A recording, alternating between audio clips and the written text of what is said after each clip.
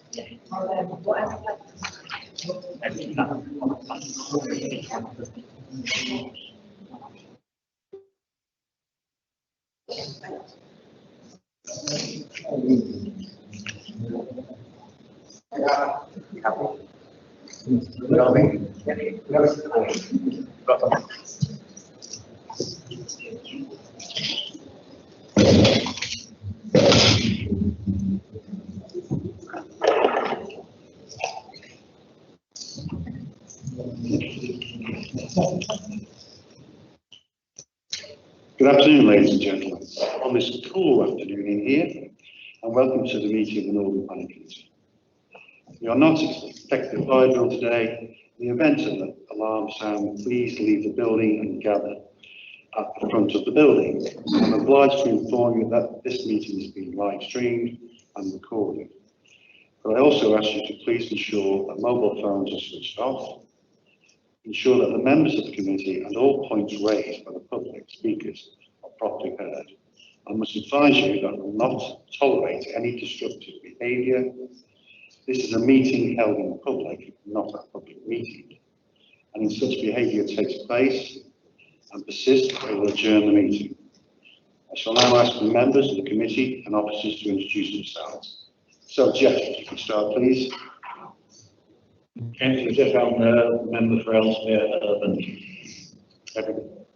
Every Charles, Josh County, Went, Everett, Woodson. Gary. Gary Worcester, the Football Division. Julian. Julian Dean substituting for Mike Isherwood, Port Hill, Shrewsbury. Joyce Barrow, representing St Oswald. Vince Hunt, Manic Division. Alex Wagner, Favourite Division. Mark Jones, Vice Chairman, and member for Gamoynes, Latin and Western Rim. Ted Clark, member for Basin Hill primarily, but also for Colin and Sutton, with two other colleagues. Councillor Nigel Harden from Clan Division, substituting for Councillor David Brown. Thank you. I apologise, I haven't introduced myself. I'm Paul Wynne, Chairman of the Committee, representing Priestwood. Kelvin Hall, Principal Planner. Jane Raymond, Technical Specialist Planning Officer. Miranda Garrard, Solicitor. Mark Wharton, Highways. Thank you very much. Right, we'll move on to the agenda. First, apologies for absence. Apologies to receive from David Ellesmere, Nigel Harton is substituting, and Mike Isherwood, Julian Dean is substituting. Right, item 2, to confirm the minutes of the meeting held on the 31st of August 2021. These were circulated to members yesterday. Thank you, Joyce, seconded by Gary. Public questions? There are no public questions. 4, any disposable purely interests? Yes, item 9, I'm a local member. Thanks very much. Anybody else? No? Okay. Right, moving on to item 5, Howell Cross Junior School, Edward Lane. Jane, you do this one? You'd like to? Oh, so John, sorry.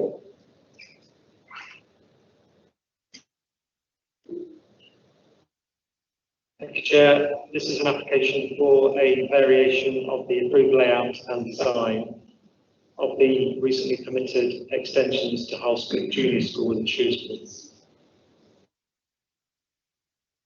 Before I start, I'd just like to propose that if permission is granted, this is subject to an additional condition to specify that the external colour of the sprinkler tank is dark green.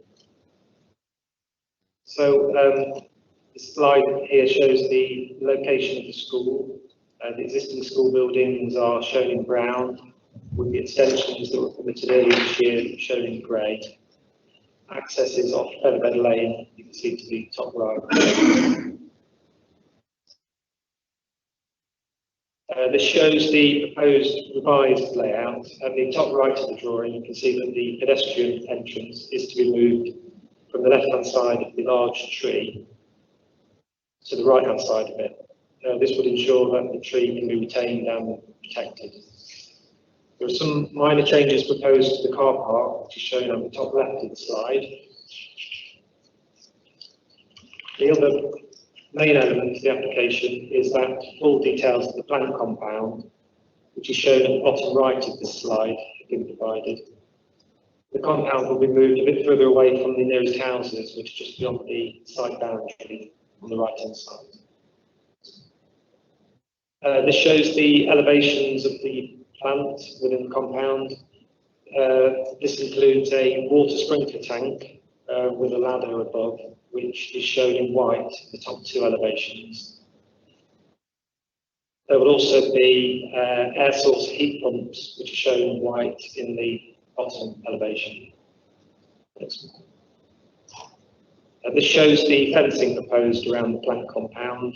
There will be a 2.5 metres high weld mesh fence around the sprinkler tank, a 3.2 metres high acoustic timber fence around the air source heat pumps, and the whole compound will have a hedgerow planted around its perimeter. This shows the location of fencing to be erected and upgraded around the school, the majority of which would be weld mesh metal fencing as standard. This shows the designs of the various heights and types of fencing. This shows the photographic view from the end of Craig Close, looking towards the Pank compound site with the new classroom extensions beyond. So, in summary, the access alterations are beneficial as they would ensure that a large tree along the site boundary can be satisfactorily protected. It's considered that the design of the plant compound with the screen landscape and dark green tank colour is acceptable and would not result in unacceptable visual impact. Noise levels from the plant are not expected to be a concern. However, in line with the recommendation of the Council's Public Protection Officer, a condition is proposed to ensure that a further noise assessment is undertaken post-completion to see whether any further attenuation is necessary. In conclusion, the officer's recommendation is that the planning permission is granted to the modification proposed and subject to the conditions in Appendix 1. Thank you, Chair. Thank you, Alvin. We do have 3 speakers on this item. So we'll start with Mr. Tracy Brown. Would like to go forward? I'm not quite sure where you're sitting, I can't see. Okay. Do you mind me calling you Tracy? No, not at all. Right, Tracy, you have 3 minutes. You have a warning with 30 seconds to go, okay? Okay. Thank you. Good afternoon, even. Right at the end where the sprinkler system is my home. It's been my home for 18 years. It's where I brought my son up, and it's where I bring my grandchildren to come and visit and play. The reservoir is causing me so much stress and anxiety as it's literally meters from my home. As I open my back door, that's the first thing you see. There's no shadow of a doubt, that's what you see. It's there, it's in your face, you can't do anything about it. It's raised, it's got clay banks, so it droops down. My garden's already flooded twice, and that was when it was level for the school. Now the fact that it's raised up, I'm concerned that it's going to be the water's going to be trickling down and it's going to end up causing me to flood again. I see workmen, it is so high that it's raised that I can see above my 6-foot fence. I can see workmen from waist height or thigh height up, so it's quite high. I'm aware that the sprinkler system is going to be reduced, but it's still going to be in my view line. And to be honest, I'm worried about the cost that it's going to cost to me and my family, really, because my house is what I'm planning on leaving my children, or if I decide to sell, then I'm not going to get the value for it. It's inevitably going to be reduced, because when somebody comes and sees your home, the last thing that they're going to want to see is a massive big reservoir outside your house. Even with fence and with hedgerow around it, it's not really going to make that much difference. It's still straight outside, directly outside my back door. Given as a whole field, I'm really concerned at the fact that they chose right on the very edge of the borderline to be able to put that reservoir literally meters from my door. I haven't been out all summer because I didn't want to be out there while it was there. I didn't want to. There's nothing for me to see. It spoils everything for me. I'm a district nurse. I work really hard. I come home and I'd like to sit in my garden on a summer's evening. Wasn't something that I wanted to do this time until my granddaughter dragged me out to go and do it once it had been removed. I appreciate that the school, it has to be built because obviously kids need to go. We need a modern school. And we were under the impression that the car park was going to be at the back of us. We were prepared to put up with the noise of that. I've been told that there's going to be noise from the sprinkler system, and then it did fail, obviously. And then it should be the same as traffic noise. But at night we have no traffic. So if it's right outside your back door, what are you going to do? You're going to hear noise. And if that's going to happen in the night, I mean, I get tinnitus. I know when there's noise about anyway.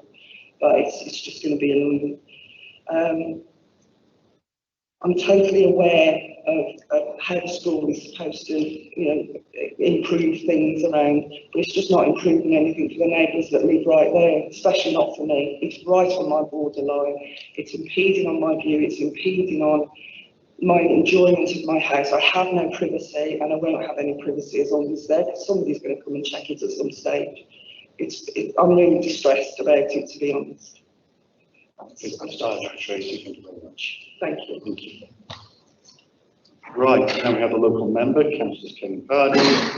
Kevin, you've got 5 minutes. Before we start, 30 seconds. the clock will start before the button's pressed. Can I ask clarity that we see the first photograph of the field? Have we got that?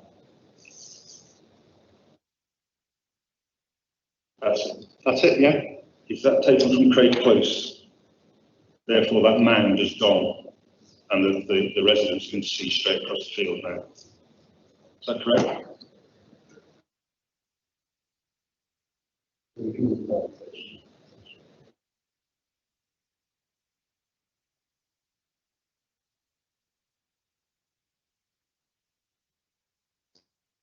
Sorry, I was fiddling around with the PowerPoint. Can you just repeat the question?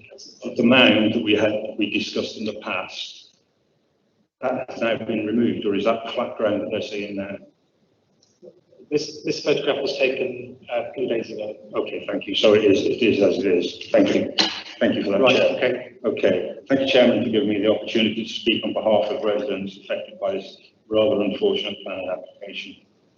I refer members to paragraph 4.22, Councillor's comments.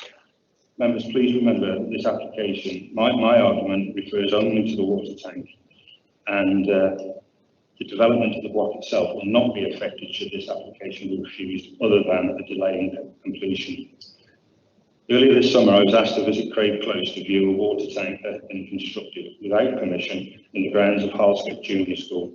The water tank was overwhelming. It was just metres from the residents' premises, she's just spoken, and residents were extremely upset. They were upset that this water tank was a feature they would have to see every time they looked out of their windows. Having viewed the photographs, hopefully you viewed the photographs that I forwarded this morning, we can all appreciate the horror of having to live with a similar construction. So please put yourselves in their shoes, the residents, and ask yourself, would it be acceptable to you if this water tank was installed outside your home? The report says it is considered that this and the landscaping proposed as it establishes would ensure that this element of the development would be acceptable in the context of the site. The element may be in context with the site, but it is not in context with surrounding areas, including residential areas. Human Rights Article 8 gives the right to respect for private and family life, and First Protocol Article 1 also allows for the peaceful enjoyment of possessions. There is no doubt that First Protocol Article 1 has not been abided by, and that the enjoyment of residents living in their homes has been impinged upon, as we've just heard. The officer's report says that the water tank has been moved further away from the residents' houses. The tank being moved further away from the houses is seen as a solution, but it is not. It has only been moved 30 feet, less than 10 yards. That is negligible. Please see the photographs that I forwarded, and in particular the one from the upstairs window. The resizing of the tank makes no difference to the disappointing views experienced by residents. It is not acceptable that this piece of industrial structure is anywhere near the homes. Moving the tank a few yards gives the illusion on paper that things are better, but they are not. The water tank is still close to people's homes. And as I have said, None of us would accept such a monstrosity in our daily vision. It is said that the new tank is significantly shorter than the original tank, but it's not. The original tank was less than 5.5 metres high. The new one is said to be 2.5 metres high, but I do not believe the height given for the new tank is inclusive of the base, and therefore is not the overall height and of course, with the inclusion of the ladder height, the height of the new tank once again reaches over 4 metres. The report says that vegetation will encircle the tank and therefore camouflage it. But how many years will it take before the hedging grows to such a height that it will be effective? Please do not be taken in by the measurements forwarded. They are negligible. As you can see from the photographs I forwarded, the whole structure looks as though it is part of a mini chemical plant, and indeed there is a length of piping at height that will be transferring water across a distance from tank to school, again unsightly. The tank's visual effect also has a bearing on the value of private housing in the area, with one resident who had a house valued, as we've heard. She now fears her house has been devalued, and this in turn has caused a great deal of mental anguish. Refusing this application will cause very few problems, as there are alternatives. In fact, the example of water storage you have before you has been quoted as one of the most inefficient systems of water storage for a sprinkler system. Alternatives to the water tank system are underground storage or half and half, which is below ground storage combined with a minimal size tank above the ground. And there are other systems. I believe that these are viable alternatives and should be considered, and I ask you that this application be rejected. Thank you. Thank you, Kevin. One time. Right, we have the agent, Jimmy Lennon. Would like to come forward, please.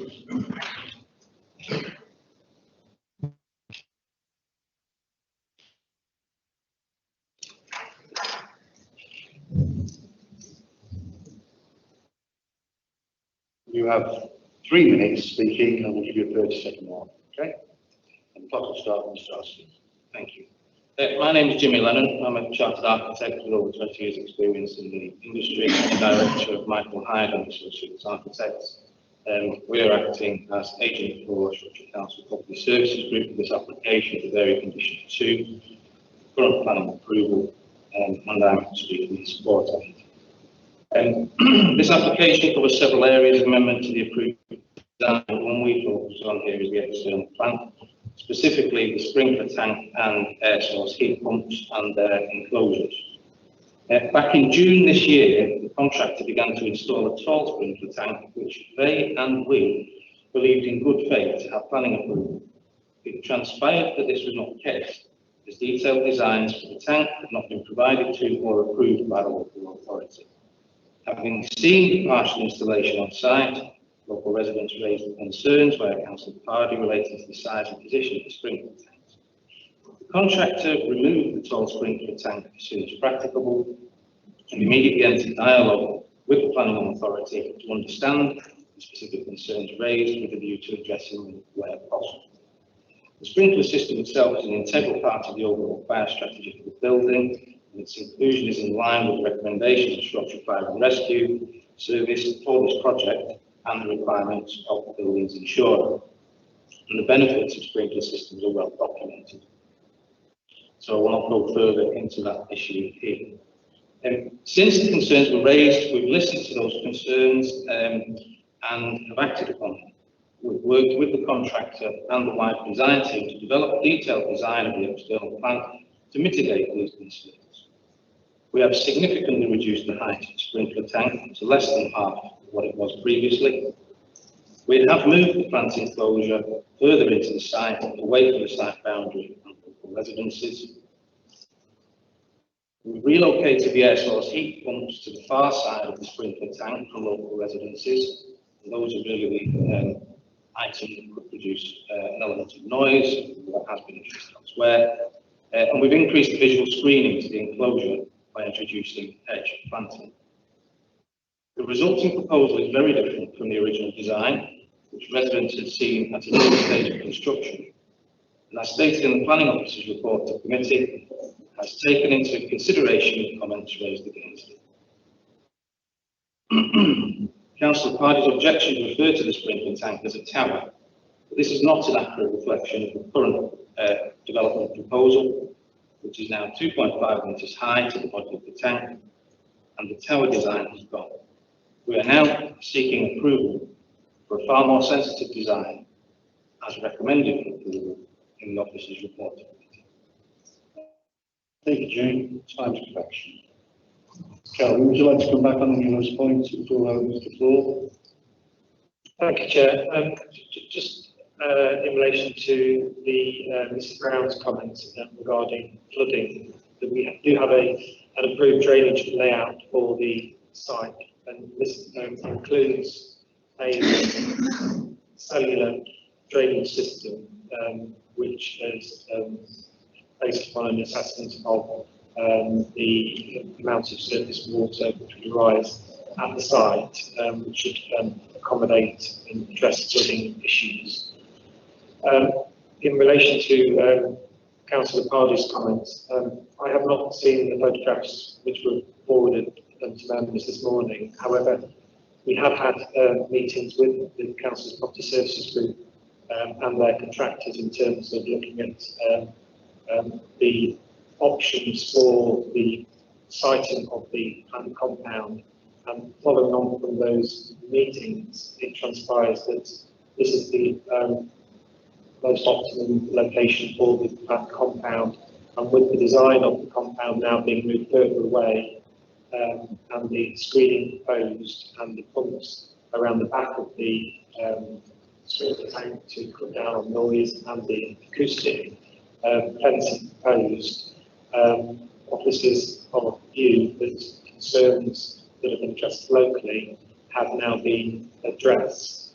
And as set out in the report, the bank compound is approximately 22 metres away from the dwellings to the side of the site. Thank you, Chair. Thank you, Calvin. I was just going to ask that question. How far away is it exactly? Thank you. Right, I'll come to the floor. Anybody want to kick off? Thank you, Gary. Thank you, Michelle. It seems to me that the simple solution here, we do need a sprinkler system within the school grounds that they're saying.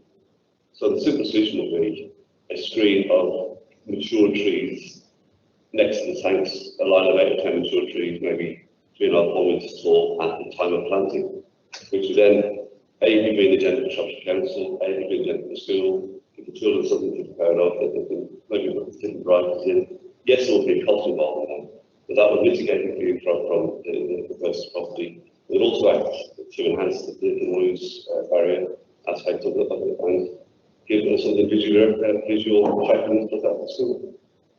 Thank you, John. Nigel? Yes, thank you, Jay. Do have a question about what perhaps the original Kelvin might be able to help. The issue is really, I suppose, appears to be around the location of this particular sprinkler tank. I think obviously there has been an attempt to make it considerably less intrusive than it was originally, and that's clear from the report. I know that Kelvin said that the discussions have been going on to determine in terms of the siting, and it's what this is the most optimum site. What does that mean? Does optimum mean cheaper? Why is it has to go there rather than perhaps, for example, slightly further into the middle of the field? I know that there are houses on either side, so it is a little bit difficult in some respects. It would appear from the photographs that we've been sent that there are houses both on the right-hand side where the sprinkler site is, and all the tank is, and also on the other side of the field. So I think at either end of that field seems to be a difficult location. I'm wondering why, for instance, you could go close to the buildings in the middle of the site where that tree currently sits at the moment at the bottom of the screen. So I appreciate some response in terms of the rapid, and also in terms of when you're talking about an optimum, have we considered some of the options perhaps the council party has raised as a local member in terms of the alternative design fund possible in terms of that?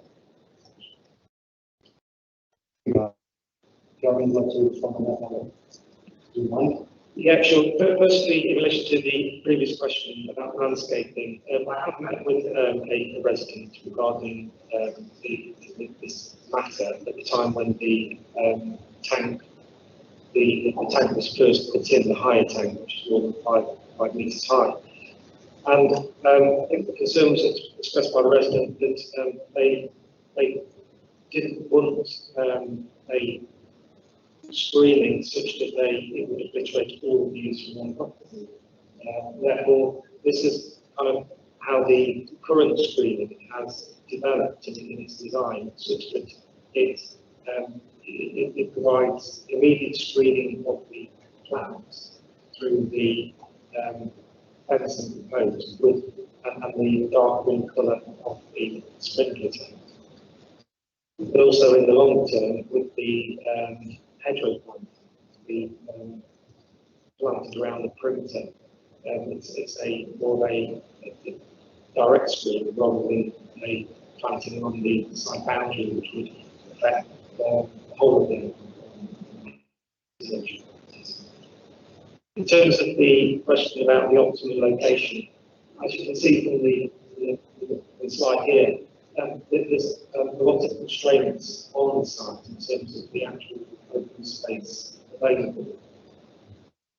Clearly, there are hard play surfaces, there are the grass pitches, the area of the trees are shown to the left side, and that's a large school area, all those purposes.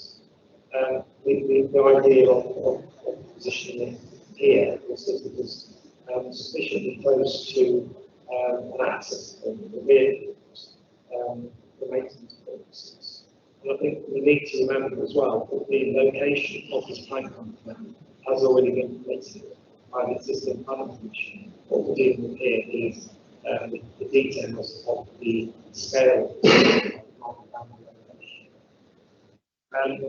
On the final point about the alternatives proposed, we did have justification put forward to us by the Council of Public Services about the justification, and I think it's in the report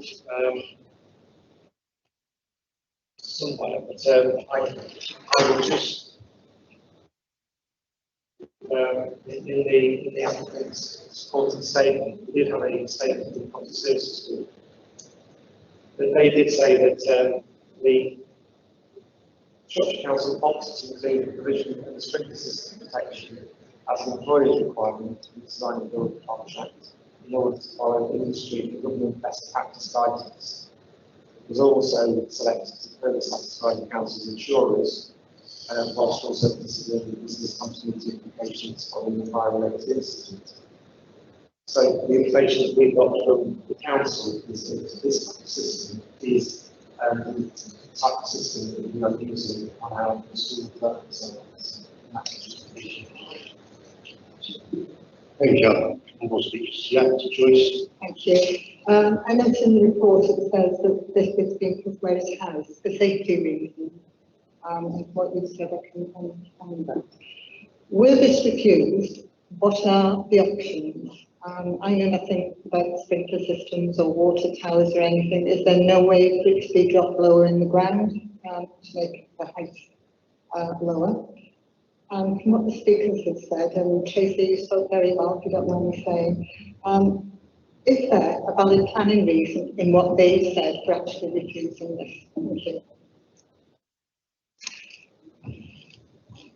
Thank you. We've had meetings with the contractors in terms of options for changing the design of the sprinkler system. Clearly, when it was first put in, it was a taller tank, 5 metres high. We did discuss options of settling down further to the ground, but that was considered to be not feasible. That's why we came, the discussions led to a lower tank, wider tank, and a lower tank being proposed. It's still in the same volume as we provided in terms of the type of design. And the information I've been given, the sprinkler system is a requirement for the site, so this will be used. And there are other options we need to explore as to where it could be sited, which would be more acceptable to us. Clearly, as I've said down in my report, the location has already been approved. We're now dealing with whether or not a 2.5 metre high tank is acceptable at a 22 metres distance from those properties with screening through fencing and through landscaping. One of the things that was said as well was the glare from the tank. Would it be possible for it to be painted dark green or something like that to stop the glare should it go ahead? Yeah, at the beginning of the presentation, I suggested that members were minded to approve the application, that we impose an additional condition to require that the tank was to be dark green colour, and I think we should also include the word matte as well to ensure that this is not shiny. Thank you. I've got 4 speakers. I've been writing down Julian, so don't panic, you're all in order. So Julian.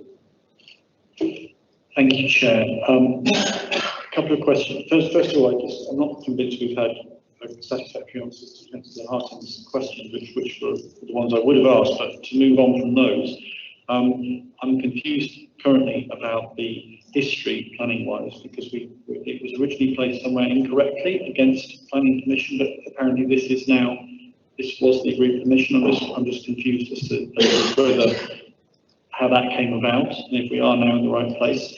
And then I'm confused about the height, because we're being told 2 different heights, and one seems to be to do with additional ladders and additional ground support. So we have a tank on a raised platform. So are we talking about the height of the tank, or are we talking about the height of the whole structure, including the raised platform? If that is a different height to what we're being quoted, then that's a concern. And the final one is just the use of the word optimum. Again, I'm not just looking at that. It does seem to me like there are other options, both in terms of a buried or a half-buried tank, and in terms of siting it a little bit further away from the home. So I'm not convinced by the use of the word optimum currently. Thank you. Okay, Jeff. Thank you, Mr. Chairman. The lady resident did state that when she looked over the fence, you could see half the workmen, so therefore is the site itself a different height than the ground level of the houses. So therefore, if this 2.5 metre high tank, that would just be the height of the tank, not the height of the ground and the structure as it's been set. If the ground level is higher, then I wouldn't be happy with this. I wouldn't be happy to live next door to this myself, and I know we're not entitled to a view, but I'm feeling sad for the residents, because I don't think it's a proper thing to do. And if there are other options, I think they should be examined irrespective of the cost, and I do think that the tank, if you're going to put in a petrol tank or a fuel tank, you bury it. So why can't you bury a water tank? And I think that should happen. Thank you. Just clarification on the height. The height of the ground, is it level of the house, or is it higher to start?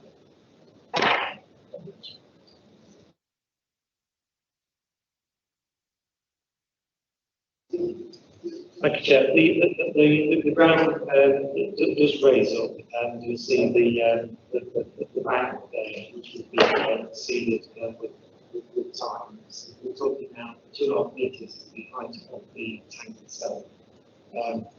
A additional ladder, which is referred to in the report, would protrude 1.2 metres above the top of the tank. But the ground is raised up compared to the level of the surrounding houses. In relation to the approved site, the question that was asked earlier, the approved site was in roughly the same position, but slightly to the right of it. See where the car park is. And the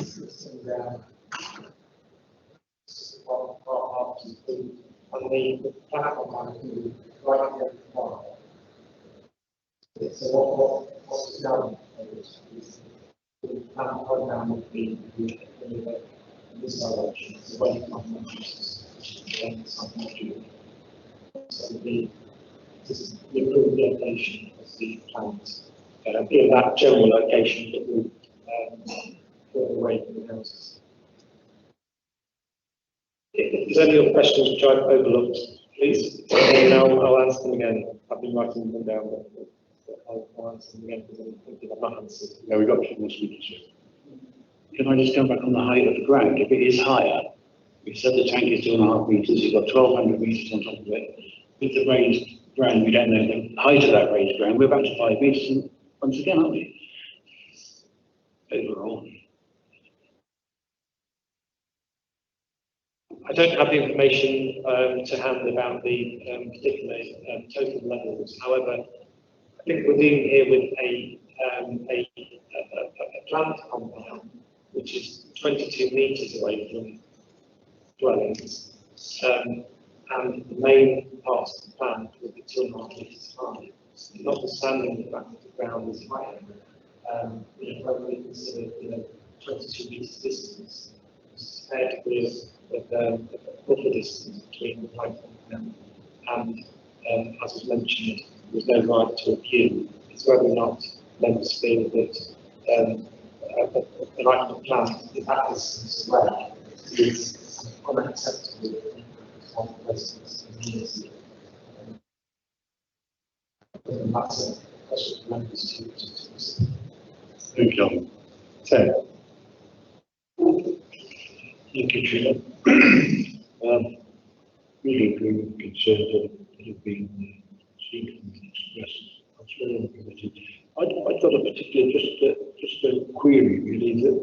The other aspect by the speaker, the neighbour, was the issue of flooding, surface flooding down that back that we've already seen, and whether that will be worse and it's going to cause problems for the nearby residents. Has anybody considered that?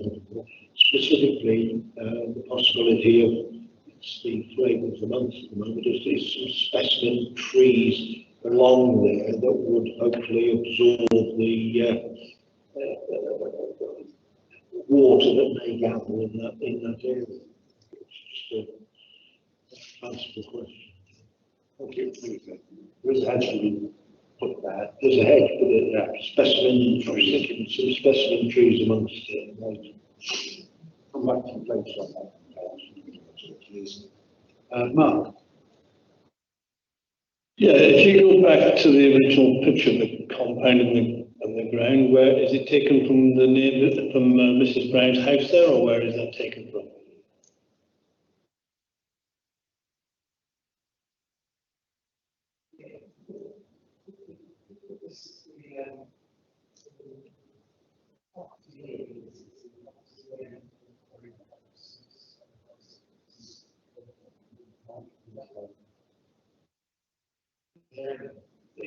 This is the nearest property, so these are very close. You can just see very close here, the line.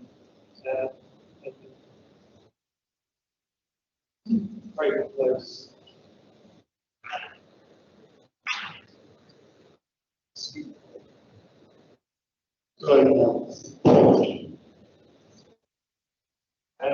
This is very close here. The photograph is taken from the back here. The plant compound and the room and the So can I ask which house is Mrs. Brown's? I believe Mrs. Brown lives here. Is that right? I should ask the question. It is. Well, just come closer and just clarify that. Yeah.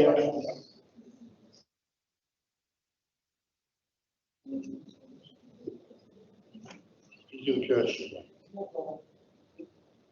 I believe Mrs. Brown lives here.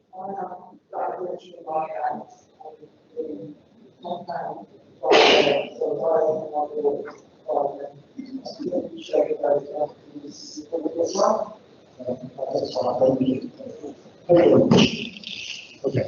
However, it was referred to earlier, there's no right to review, and the question really is not to try to protect private use, whether or not an item of plant which can be seen from a dwelling will cause such adverse immunity to the private view, rather than protecting the use from any structures which might be seen.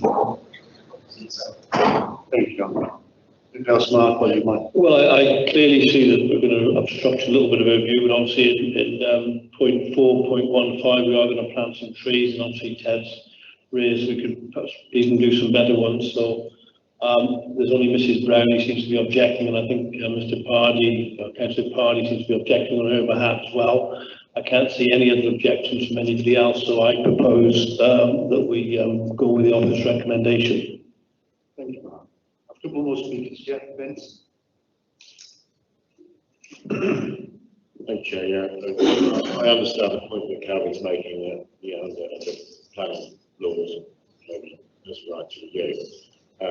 That said, however, I do think sometimes that we can perhaps be a little bit smarter. I don't think I've heard an answer to Joyce's question yet about why it couldn't have been sunk a metre and a half into the ground, as was suggested. Now the concrete pad to build, maybe that can't happen for economic reasons. But there must be other ways of ameliorating, you know, what's there. I mean, we don't have to antagonise immediate neighbours and say, well, you don't have a right to review. Sometimes when it's possible to actually do something. Ted's idea of some specific trees, sort of like cricket bat willows, they drink a lot of water, but if they don't get enough, they also die because they haven't had enough. But I mean, it strikes me that if that's the plant there and it's got the tank there, you know, the erection of an L-shaped metre and a half soil bank that could be perhaps planted with fruit trees or planted with wildflowers for butterflies and things, you know, would perhaps go a long way to making this perhaps not perfect for the residents, but a lot better than it is. Thank you, Vince. Edward. Thank you, Chair. I've listened to hear most of my opinions have been expressed already in questions, but I think, Kelvin, you said the word feasible. It's not feasible to lower it in the ground. Why isn't it feasible? I think it's something we're all asking about this, really. You know, does this tank work by gravity to a sprinkler system? Is that why it's got to be so high? Is that why there's a bank there and it's placed on top of the bank? So there must be another way of having a sprinkler system operated to have a storage tank. So I'm a bit concerned about that. And you said the word optimum, but again, this has been said by us as councillors that I don't necessarily see this as the optimum at all. And the final point is are the photographs that Councillor Pardy shared with us of the original tank or of the one that was going in now? Can I answer that, please, if you can, Kelvin, please? This is the original photograph, so I can't hear your question. Thank you, Chair. I haven't seen the photographs. So, thank you. Sorry, we were just like thank you.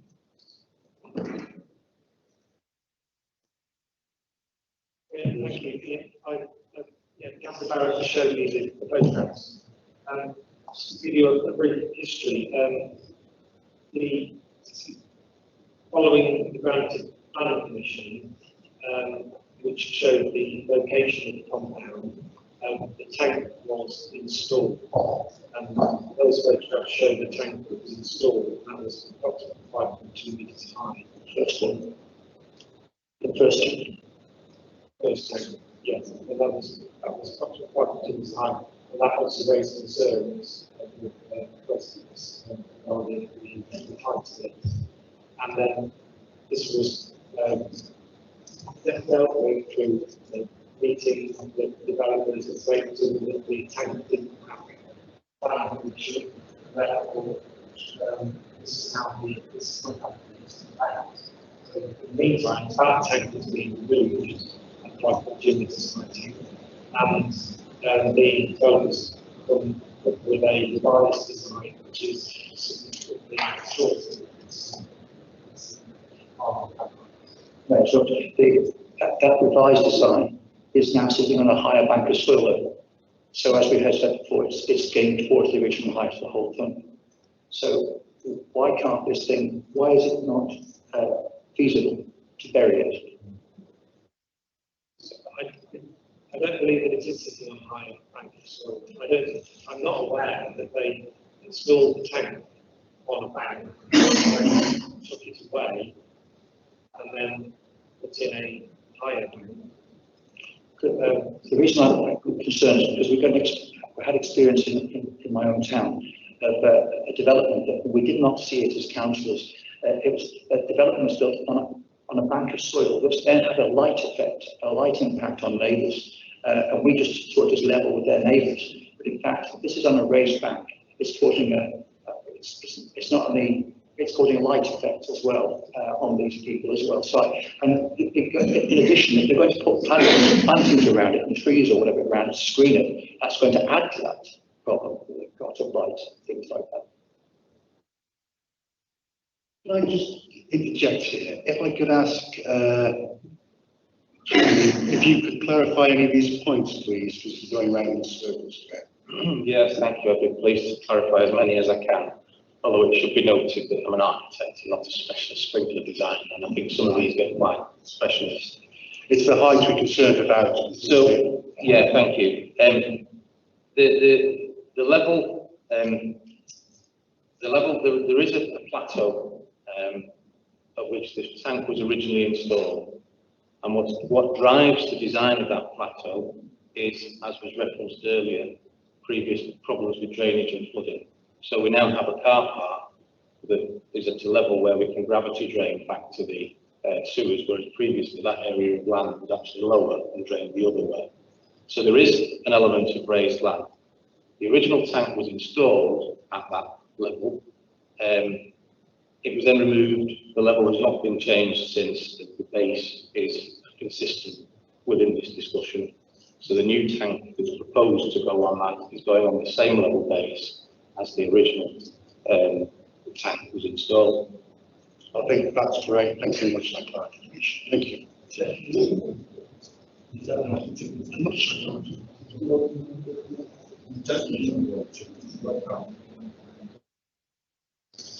Okay, yeah, keep it sharply. Very quickly, the photographs that you see are actually bungalows there for older people.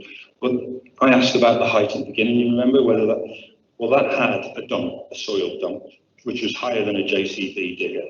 Some of that soil has been spread across that area, so it must be higher than it was originally. Thank you. Right, so clarifying that. Right, Nigel.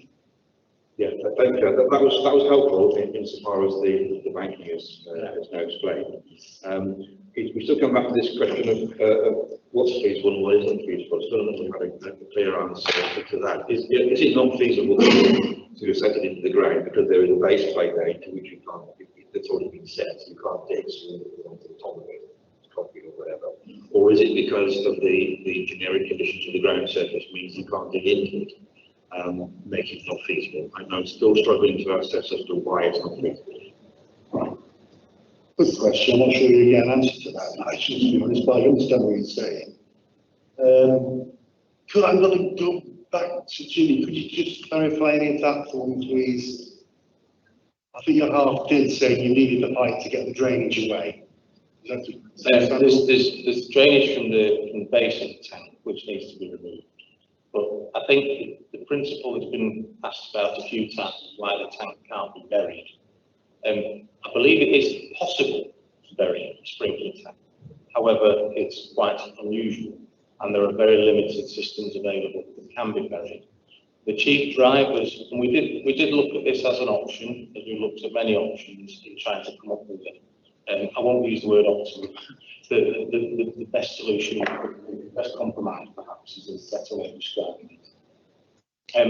We did look at the possibility of a buried sprinkler tank.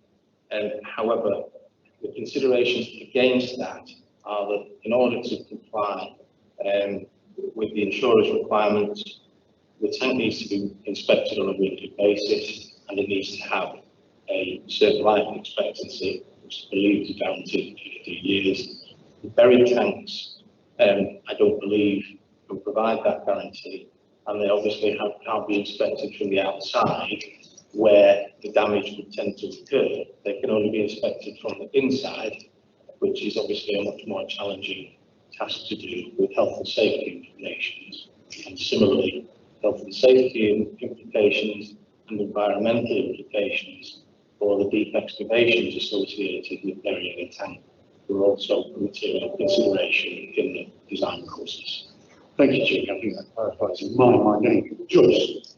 Thank you. It seems to me that the extent of doing it is the reason that this isn't being done and it isn't being done, because obviously it's going to be more expensive for maintenance to be carried out on this.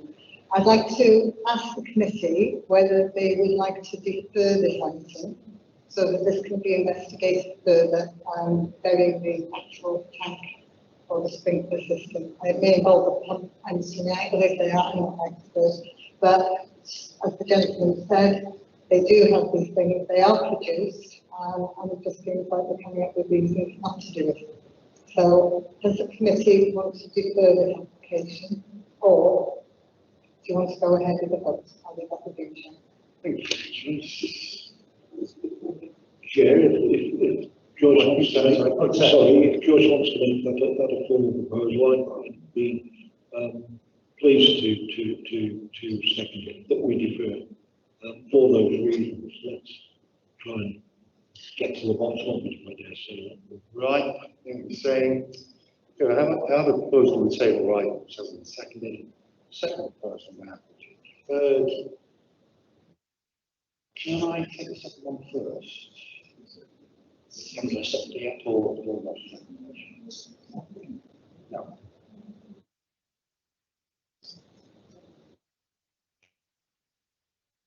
Okay. Right, okay, I'm just clarifying, please. So I think I will go to that vote first. So as the law says, Joyce is proposing for this to be deferred for more options to be looked at and see if anything can be done. It can be a bigger tank, excuse it, more volume, wider, whatever. See if we can come up with a better plan. And that's been seconded. So I'm going to go to the rule. Sorry. Just wanted to make the observation that tanks are buried all the time, all health and safety. Petrol tanks in the ground are buried, there's no difference here. Just thought I would support what Joyce is saying. So we're going to the vote now anyway. So all those in favour, something to be deferred to have another look at the design, etc. With show of hands, please.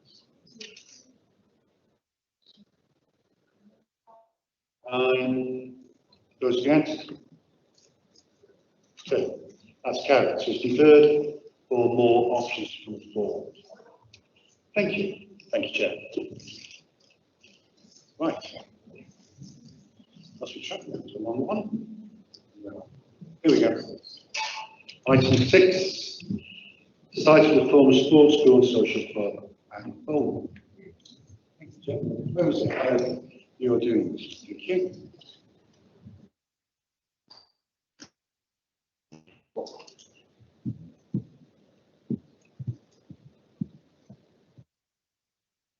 This application relates to the erection of 12 dwellings and a 2-storey building to provide 14 supported living flats as a My Place proposal.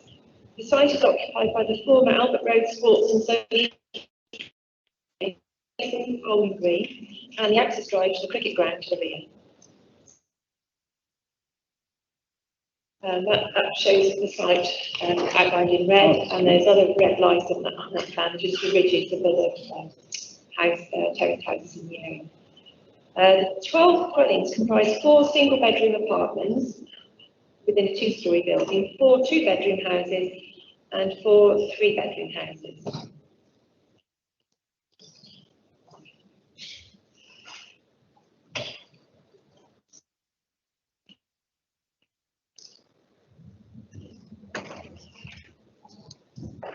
Sorry, the slide's on. So this slide shows the site layout. With the My Place apartment building at the top of the screen. Behind that is the amenity space and the parking, the 8 parking spaces for there. Then there's in blue are the 3-bed semi-detached houses. In pink are the 2-bed semi-detached houses. And in green, that's the 4 flats.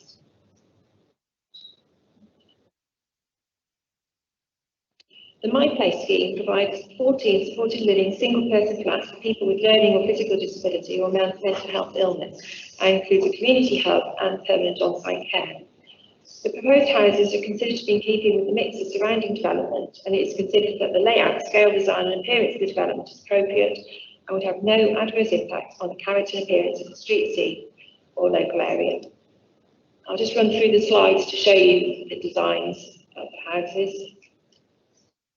That's the My Place scheme at the left, and towards the right of there is the apartment building and semi-detached. So that's the street scene facing Albert Road. And that's the access drive in. That again is the street elevation along Albert Road. Floor plans. That's the My Place supported living apartment building. This block will provide 4 one-bedroom flats. That's the elevations of the 2-bed houses, 3-bed houses. Right, these slides show the existing building that's to be demolished, the Sports and Social Club building, and at the moment there's an access drive that provides the access to the cricket ground to the rear. These slides also show the existing bowling green. That's to the top left there, that's part of the bowling green. At the bottom right is part of the car park at the cricket ground. These are some slides showing the surrounding houses opposite and adjacent to the site. There's a mix of older houses and more recently built houses. The area is generally comprised of semi-detached houses and terraces.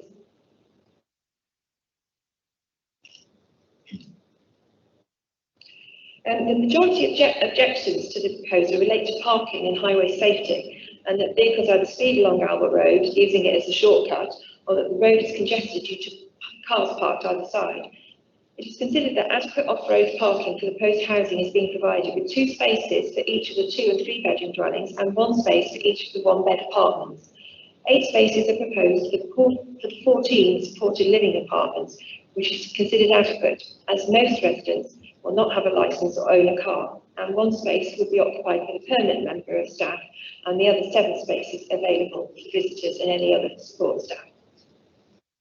It is considered that the proposal would not result in a significant increase in traffic and would not have an adverse impact on highway safety along Albert Road and in the surrounding area. The officer report outlines that the size of the dwellings is satisfactory, and that both the shared amenity space for the My Place scheme and the private gardens for the proposed dwellings provide more than adequate outside amenity space for future residents. Future residents will also have access to existing recreational facilities and open space in the neighbourhood and within 800 metres of the site, and it is not considered necessary to require a separate area of open space to be provided within the site layout. The policy requirement to provide a dedicated area of open space in any case only relates to sites of 20 dwellings or more, and this scheme is only for 12. The provision of additional housing in place of a small area of public open space on site is considered to be a material consideration in support of the proposal. It is recommended that a Section 106 secures a financial off-site contribution of just over £60,000 in lieu of any on-site provision. The application is for 12 dwellings, with the policy requirement for 1 to be affordable. The applicant is a registered housing provider, and if all of the houses are provided as affordable, the scheme would not be viable, in addition to an open space contribution. It is therefore recommended that a clause is included in Section 106 that the open space contribution would not be payable in the event that the applicant, or anyone else that might develop the site, provided 12 affordable homes, rather than the policy requirement of only 1. The proposal results in a loss of bowling green at this site, but a replacement is being proposed at Sundorne Sports Village. Although the final wording of Section 106 has not been fully agreed, it is considered that a replacement of equivalent or better provision in terms of quantity and quality and in a suitable location can be secured. Sports England have confirmed that replacement of bowling green on a like-for-like basis at Shrewsbury Sports Village will ensure that appropriate re-provision is provided in line with Sport England's playing fields policy and the requirements of the MPPF. Sports England have raised concern regarding the impact of the development on the cricket ground, and that full stop fencing will be required to protect the proposed housing, and that access to the cricket ground needs to be maintained during construction and on completion. The position of the ball stop fencing and the temporary access to the cricket ground during the construction have been indicated on the latest revised plans, and full details of the fencing and its future maintenance and the temporary and permanent cricket ground access can be secured by condition and/or a Section 106 agreement. It is considered that, subject to agreement by all interested parties on the exact wording of Section 106 and the relevant planning conditions, a replacement bowling green can be secured, and the bowling club wouldn't be left without anywhere to play as a consequence of the proposed development. The proposal would not result in the loss of recreation sports and sports facilities or prejudice the use of the adjacent cricket ground. If members resolve to approve the application subject to the recommended conditions in Section 106, a decision notice cannot be issued until the exact wording has been agreed by all parties, including the applicant, the landowner, Shropshire Council Leisure Services and Shropshire Community Leisure Trust, who lease the Shrewsbury Sports Village site at Sundorne, which is where the bowling green is to be relocated. And this will be in consultation with Sports England as well. The applicant requires a resolution to approve the application before the end of October in order to be eligible for grant funding from Homes England in order for them to be able to provide a 100% affordable scheme. The officer recommendation is therefore of approval of the application, but with delegated authority to make any amendments to the conditions in Appendix 6 and to agree the exact wording of the Section 106 considered necessary, and in consultation with Sports England and all other interested parties. Thank you.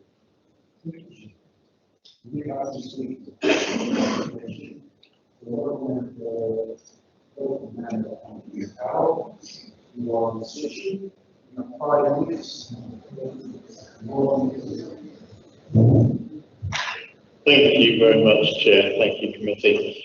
And firstly, thank you to the officer and to the agent for having made some changes to attempt to make it a little bit more acceptable to the community in terms of reducing the scale slightly. That doesn't remove, however, all of the concerns or issues about the scale of development or indeed about the parking and highways issue. If I can ask you please to go back to the high level plan of the site that shows the layout and the parking spaces.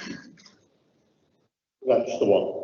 Now, if I can point out to the dark green block at the front, which is the flats, and the two, I think, you know, squinting at it about, that's two pink properties next to it. Those parking spaces to the front of there are part of the problem, because parking along there, for anybody who knows Albert Road and the Sundorne area, parking in Albert Road is one of the most difficult things to do in this part of town. And as it stands at the moment, there's an entrance to the existing car park, which goes all the way down to the cricket club, which would be replaced in terms of lost parking space with the entrance to this development. However, what isn't taken into account is there will be a loss of a number of parking spaces on the street to make way for the loss into the parking spaces in front of the houses and the flats. Now, the Albert Road is, as has been mentioned, as the case officer mentioned, it is a difficult road, it's a heavily congested road, and a road that is used by a greater volume of traffic and a greater speed than you would expect for a road of its kind, because Whitchurch Road and Sundorne Road are so often congested, particularly at peak times. So it's a typical rat run in that sense. You get cars flying up and down there, particularly in the morning and afternoon, but to a lesser extent all day. Last summer, so bear in mind there were less vehicles on the road last summer, but last summer it was still being used as a rat run. One car coming down at such speed clipped parked cars on the left-hand side from here, actually ended up coming to a stop in the car park of the existing club, which is pretty much smack on the dot of the final pink house fronting onto the road. So when we say there are highways concerns, we're not making this up, we're not being difficult. There are genuine concerns about the road safety along here and about the amount of parking already. Coming back to the community feeling, you've seen there are over 100, I think it's 113 letters of objection, and I'm not aware of a single letter of support for this application, which demonstrates the public feeling in a community that doesn't often communicate objections to the council when it really has something to say. So the fact that they're communicating this to you now, I'm asking you, please listen to them, have another think, particularly about those parking spaces fronting onto the road and the loss of on-street parking spaces. 2 or 3 spaces might not sound like a lot, but I look to members such as Councillor Dean, Councillor Birchett, who represent wards with heavily congested residential parking areas, and Councillor Wynne as well, and think about what the loss of 2 or 3 car parking spaces would mean in Tranquil or in Greenfield. I think that's all I want to say, Chair. Just please consider this and consider refusal if you can't find a way to ameliorate the parking. Thanks for that. Okay, now we have the agent, Mr. Stuart Thomas. Stuart, I think you know the runs.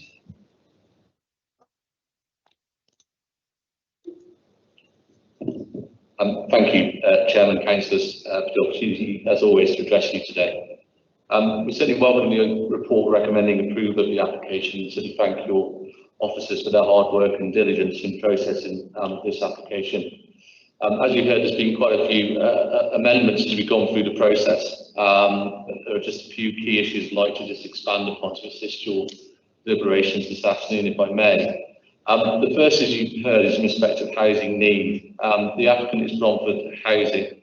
Bromford are a well-respected and experienced registered social housing provider. The scheme itself will deliver 12 much-needed affordable dwellings to the area, together with the My Place apartment block. As you've heard from Jane, the My Place concept provides a safe and secure home for people with learning and physical disabilities. It allows them to live independently on site with the appropriate care and support as necessary.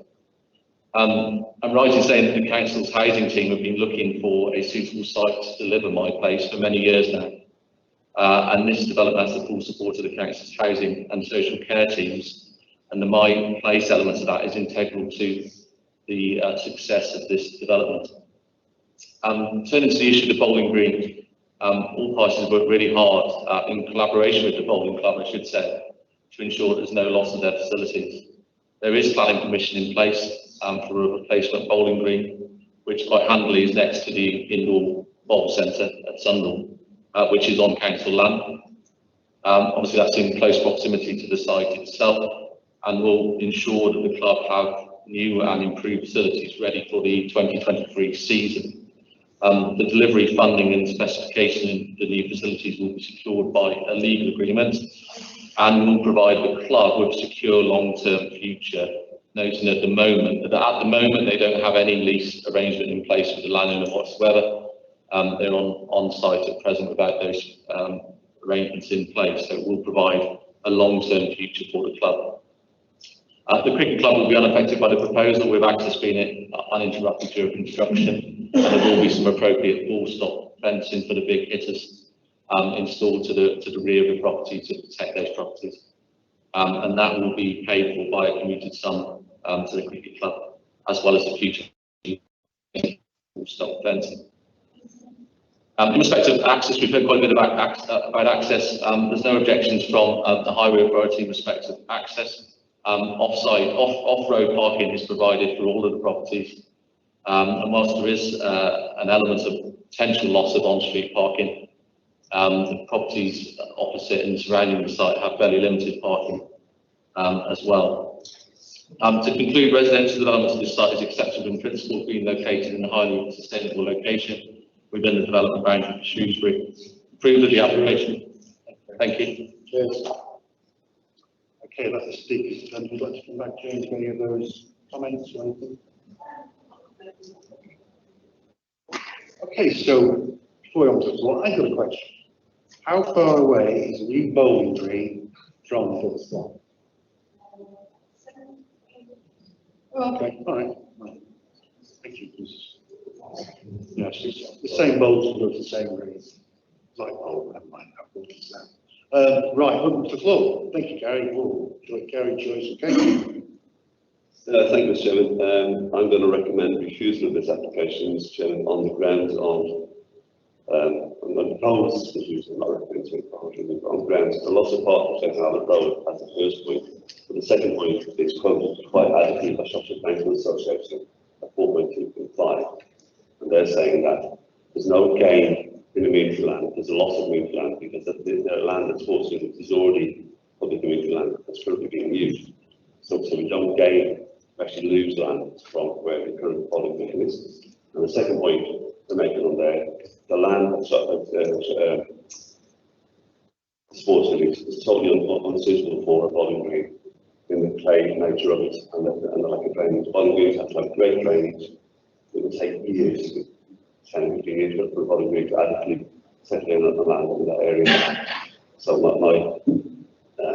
recommendation of refusal on the grounds of the bowling green and the fact that they can't sustain a new bowling green in that area.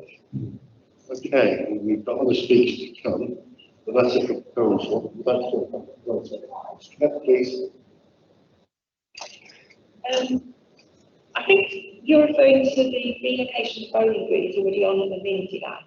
It's a grassed area, part of Sunderland Sports Village, but it's not actually laid out for recreational sport. It's just a piece of open land. It's not recreation land. And what we're proposing is the replacement of the bowling green, which will be constructed on land that's not currently in recreational use, and that's how I understand it.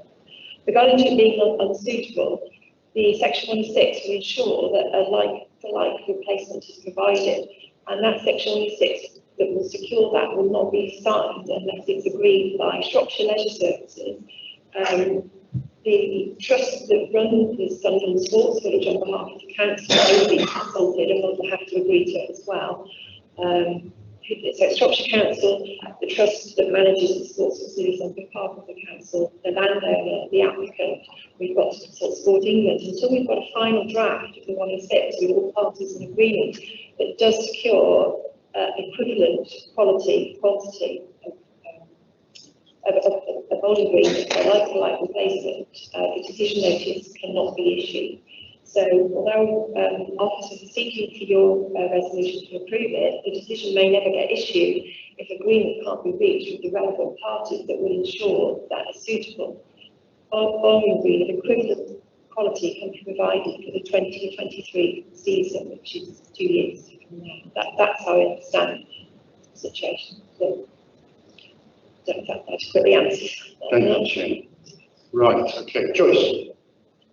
Thank you. A question for our Highway Officer, Mark Whitney. Can the visibility display needed be achieved? Can I carry on with my question? Yeah.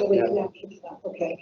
There's an assumption there won't be regular deliveries to the site, but it's also presumed in the report a large proportion of residents won't have vehicles.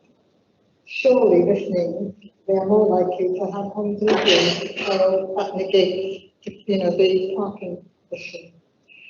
I've got concerns the dwellings don't meet the space standards identified in the technical housing standards, which nationally describes fair standards.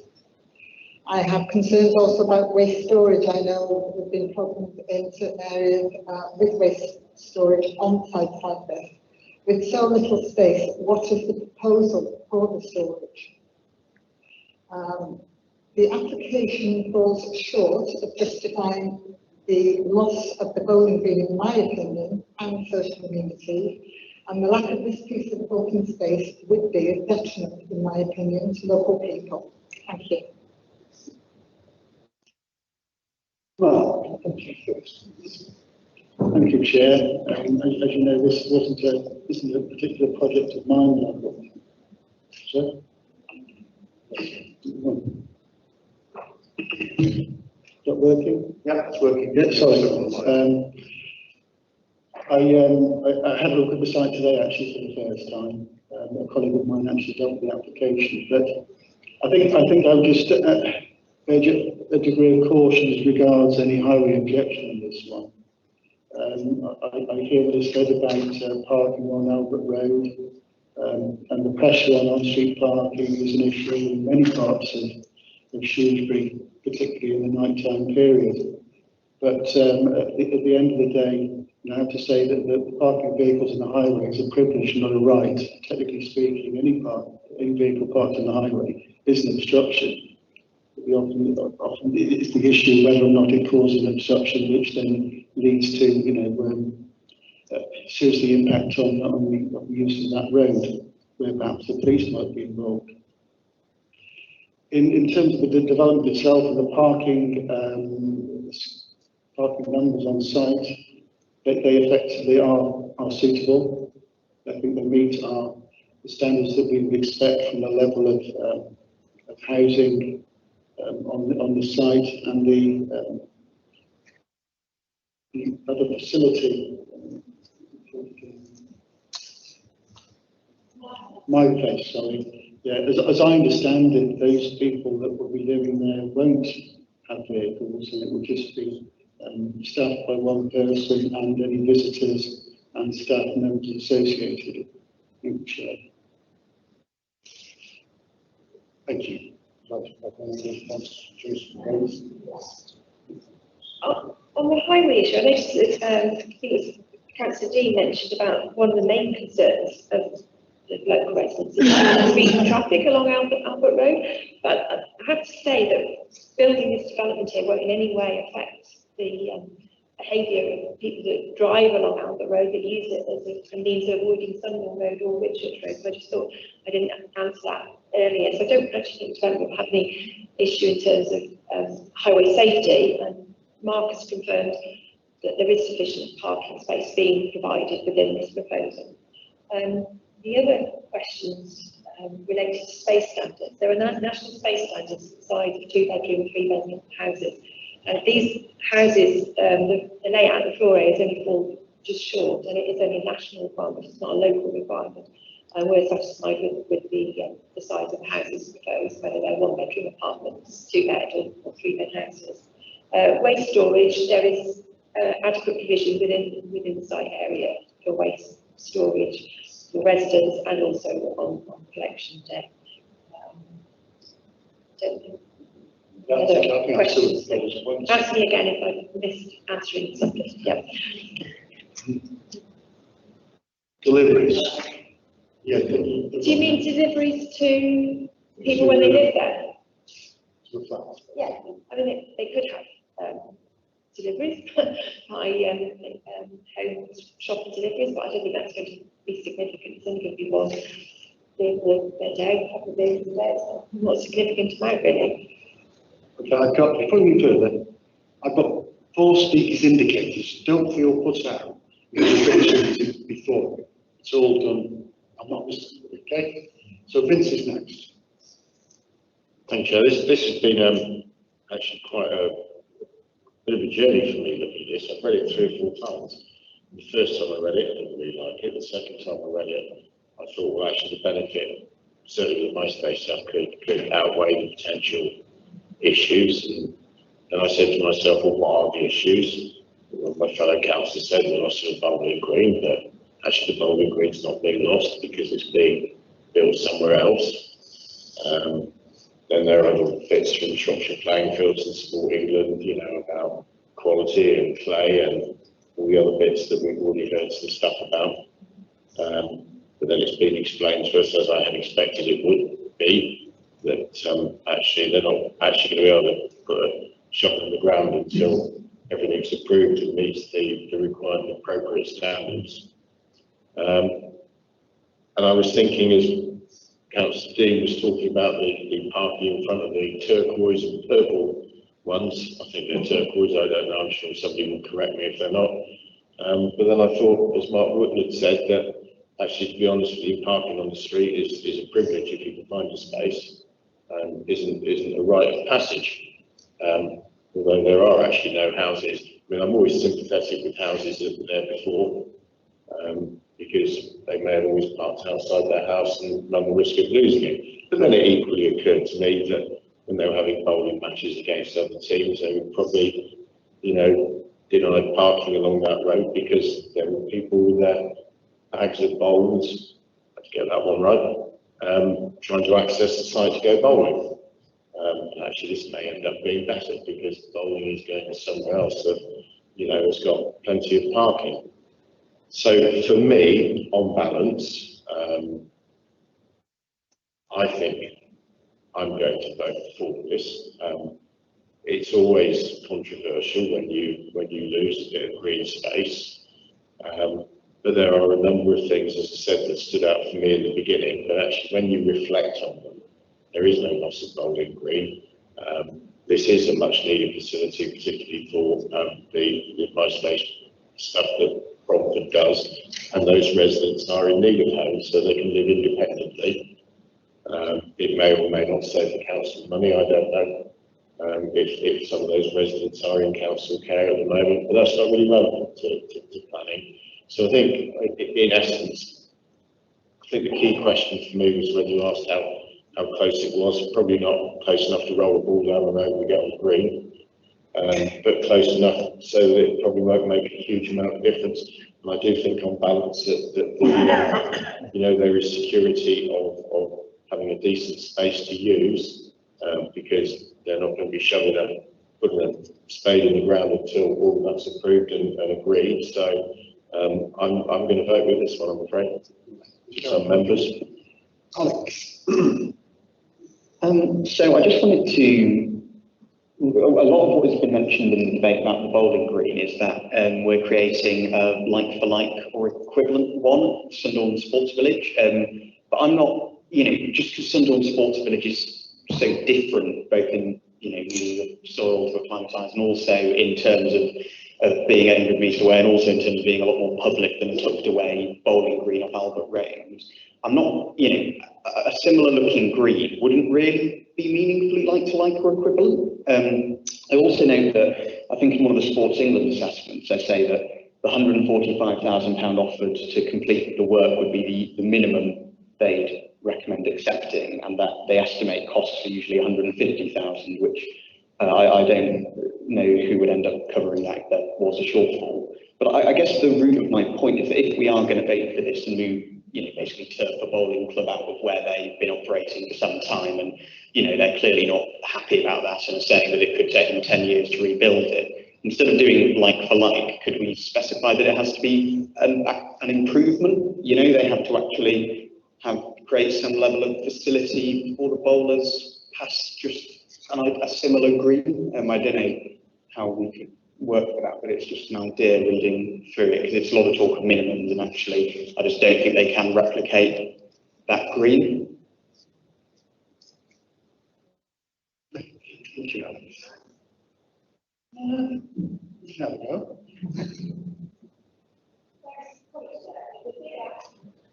The figure hasn't actually been agreed yet, and that's why the section 106 needs further discussion to actually how it would be worded to secure that we get either an equivalent or better standard bowling green.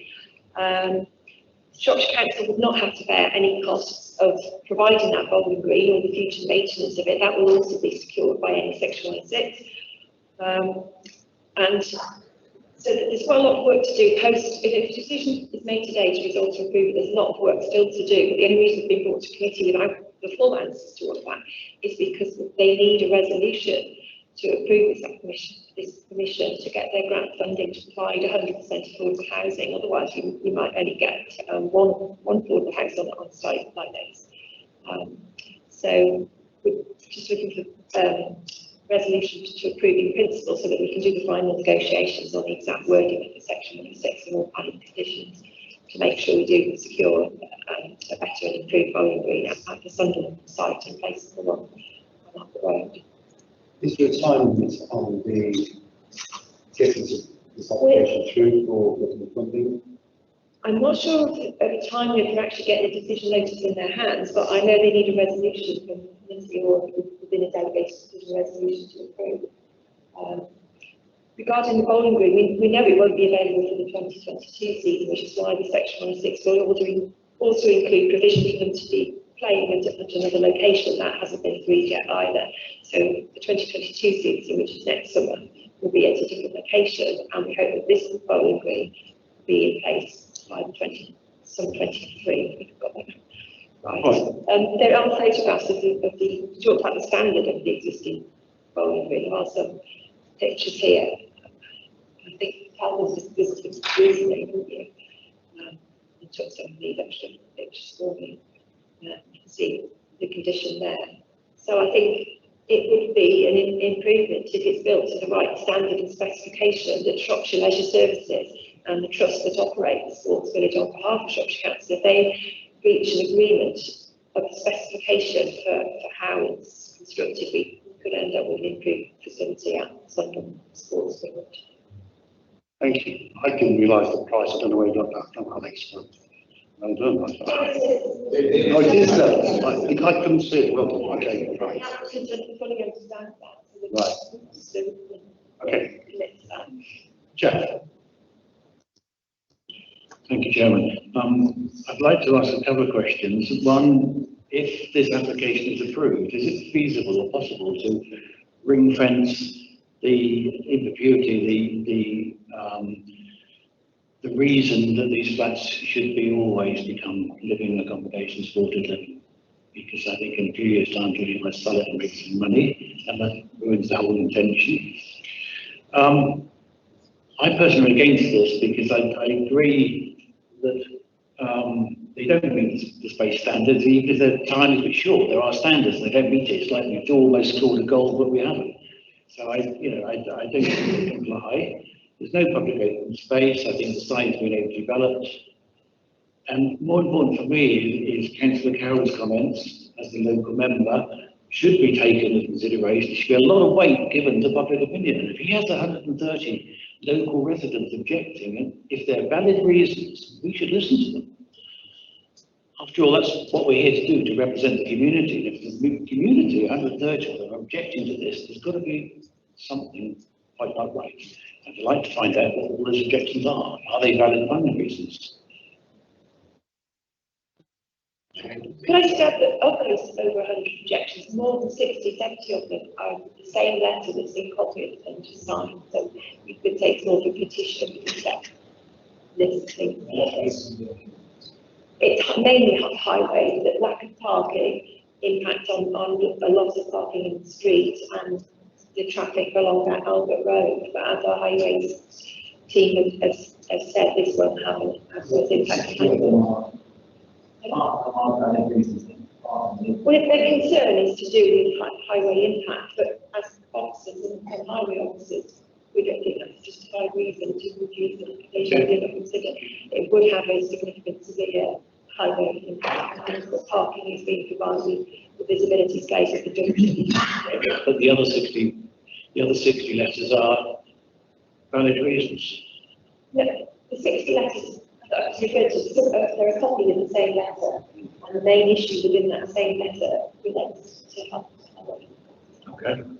Okay, one other point I just want to bring up, when the bowling in the evening, it's roughly 10, 12 cars actually in that road to play bowls, which I think is a very right point.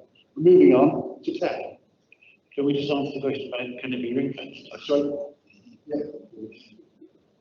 Through you, Chair, I think I just must be bound to point out to members, just in response to Councillor Elner, that the numbers of objections are not a material planning reason. So whether you've got 5,000 or 50, the point is what they're saying is the key. So just because you've got more objections, you can't give it more weight than you would if you had just 1 or 2. Thank you, but that's what I was trying to establish, exactly what the objections were for. Thank you very much. Okay. Okay. Okay, go on, Jane. Regarding the My Place scheme, that is, they're not dwellings, that's C2 use rather than C3, different uses put into different use classes. And if anyone wanted to change that to normal apartments, that would be rented out to anybody, they would need a planning permission for change of use. So they would be in breach of the planning permission if they were used for other purposes. And regarding the space standards, we don't have an open set space standard, it's national space standards. They only do fall just slightly short. And we're, as officers, we're happy with the floor areas being provided for the 3 2-bed and 1-bed apartments. Okay. So, hello? I'm just waiting for somebody. I'm sorry, it's only very brief. I do think on balance, I'm aware of the area. I'm actually from the locality, from Shrewsbury locality, which is the amazing thing. And I think it is acceptable. But the reason I'm boring you a little silly is that in 6.6.4, my anxiety relates to and disappointment really that the non-compliance with the living space standards, the minimum living space standards, which were mentioned by another member down there. And I always get anxious if when non-compliance with minimum standards is seen as being acceptable. I mean, it's just a general pious point, but I think it is an important one. It's something we should be always wary of. Once we set precedents, what do we do with living standards after that? Thank you. Peter, just clarification, Jane, again. On the minimum size, national one, how much short are we exactly? So, let's just think how little or large it is. The 1-bedroom performance at 39%, 1-bedroom 2 units about 50%. 1-bedroom flat is 47.3%. So there's about 41 person occupied. They're above 1.1%. And they're just short by 2 square meters. Similarly, 2 beds, 3 beds, and 70 square meters, and 2 beds, 79%. 2 bed houses are 67%. Yards, short. And 3 bed houses, 3 bed 4 beds, is 84%. 3 bed 5 beds is 93%. 3 bed houses are 82 square meters, so 2 square meters short of 4 beds. So not significantly but just to bear in mind, when these are national space, homes in England, houses only require houses 85% of them, and these houses are above 85%. So you've got 2 components. You've got some national space standards, you've got homes in houses of national space. They are really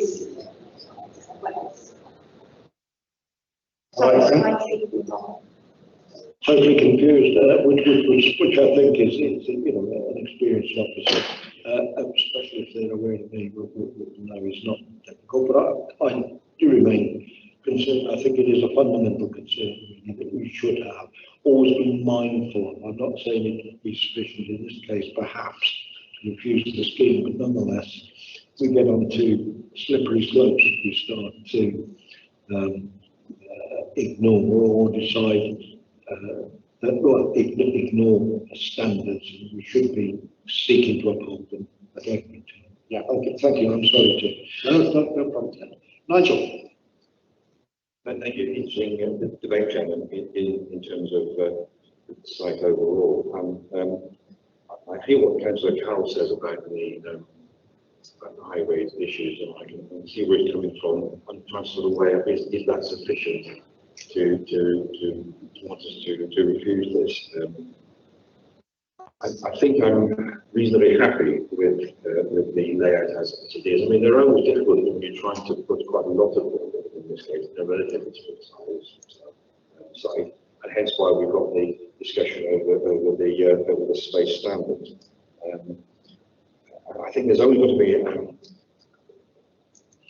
if you like, on not only the internal square meterage of the site, but actually how you can actually make sure there's a sufficient level of outdoor space as well, because a lot of these are going to be used to be lived in by families, who've got children, in the outside space. You've got to try and get a balance right.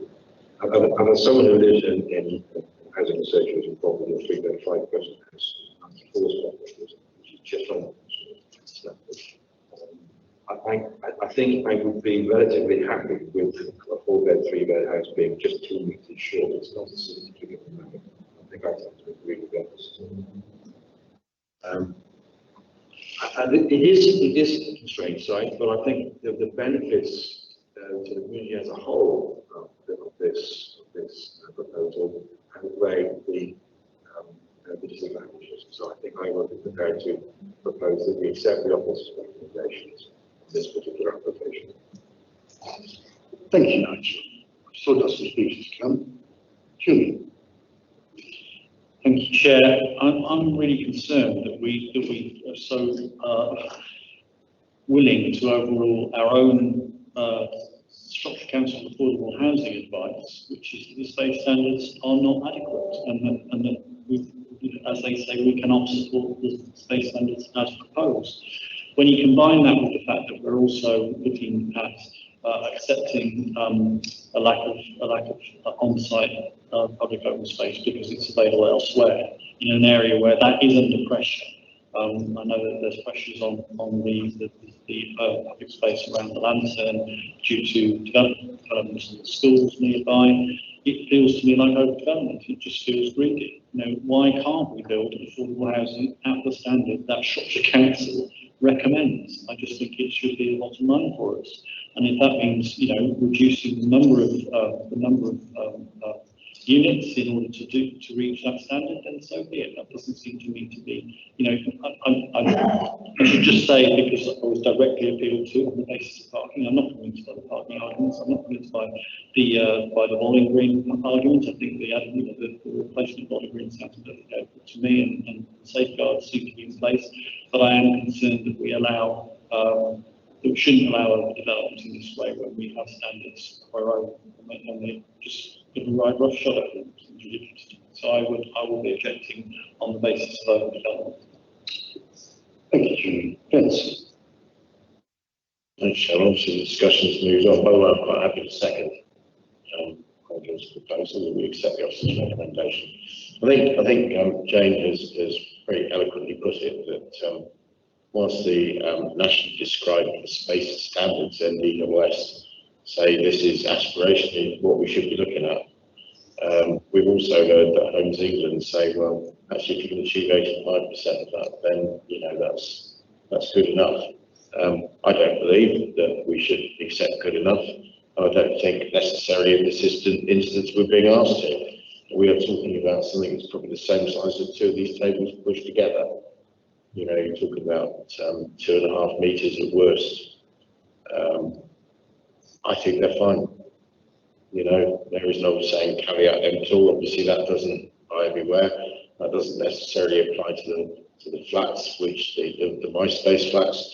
But I'm pretty sure that the folks where they're living now will be champing at the bit to get into these new builds.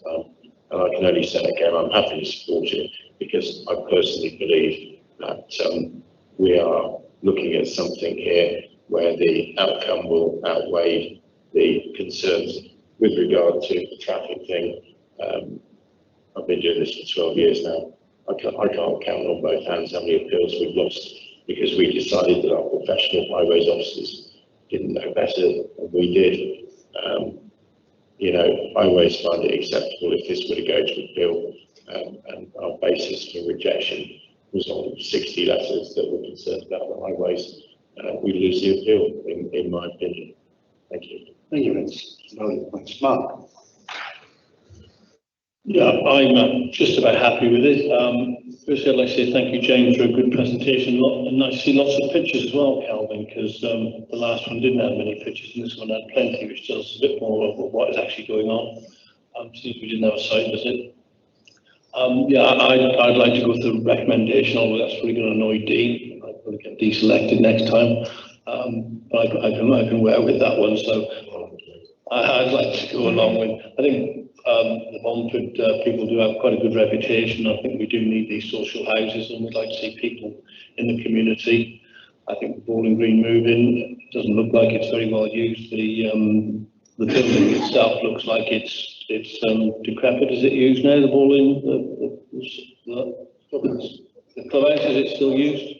The social club building hasn't been used for over 5 years. So. Right. Okay. The club event, yeah. So I'm happy to go along with the office recommendation. So thank you. One more speaking. Thank you. Can I just clarify? Did you say the bowling club hasn't been used for some years? Yes. Buildings. Okay. I fully appreciate the need for this sort of housing in the town. 4.2.5 says it fails to meet the requirements of the NPPF, paragraph 97, as contrary to Shropshire Council's planning strategy that states both the bowling green and the cricket pitch, the outer roadside, be protected from the threat of future development. This is Shropshire Council land, I understand. I agree. And there's a cricket ground next door. I don't know the area particularly well. But in developing this area, and going against that, is the cricket ground under further threat in the future coming forward? I mean, it is referred to in some of the objections as well. Can you answer that question for me? As far as I'm aware, the cricket ground is under threat. This application makes provisions to provide an improved access to the Sorry, I can't hear very well. Sorry, as far as I'm aware, the cricket club is under threat. I play cricket there myself, actually. The access is being provided, so the access will be maintained to the cricket club. And if it were to be developed, you'd have to have a planning application, and we haven't got a planning application to develop the cricket club. Even though it's Shropshire Council land, the Shropshire Council can't decide to do something. Shropshire Council don't own the cricket club land. It's not. None of this site belongs to Shropshire Council. No. Okay. The application site, all of the Thanks for that clarification. The word that comes to mind, I think, for me is possibly over-intensive, because you're talking about housing standards, the park and noise standards and things like that. We've had discussions of that before in our town. This is slightly pinched, especially at the lower end of the bedrooms. And then, of course, we talk about car parking spaces. And I do understand some of the residents will not need cars in the same way as possibly in a countryside area you need 2 cars per dwelling. How many parking spaces have been given here? Each of the 2 and 3 bedroom semi-detached houses have got 2 spaces each. The green building provides 4 one-bedroom flats. They have 1 space each. The My Place scheme, where the residents don't own or drive cars, that flat's got 8 parking spaces, 1 for the staff that's all on site, and for visitors and any other the physical staff. I would add that the gardens of the houses are above average that we did get coming forward in a lot of housing proposals. So although the house size is only marginally under the space standards, the rear gardens of the private dwelling are a good size, above average size for most housing schemes that we see now. Okay, thank you. Thank you, Chair. Right, I think we've had a good debate on this. So I'm going to put to vote with a proposal seconder to go with the officer's recommendation. So please have a show of hands to go with the officer's recommendation, please.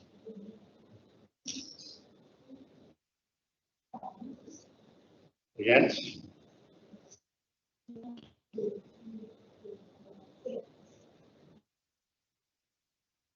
Against again, yeah, please.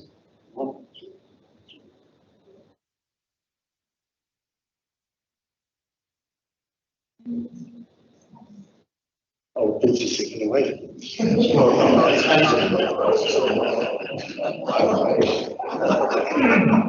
So, right, that's vote.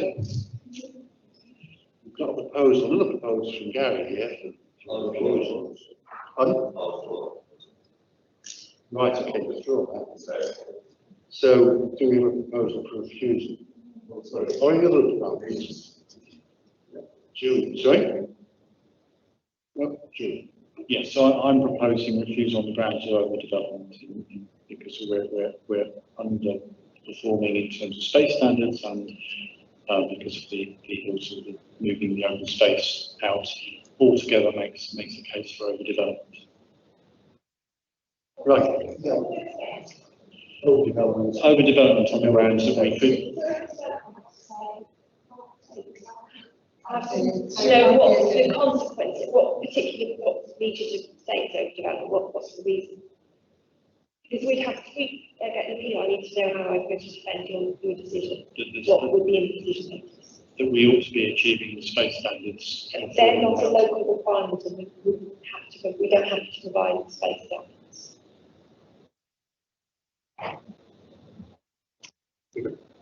So I need to know the reason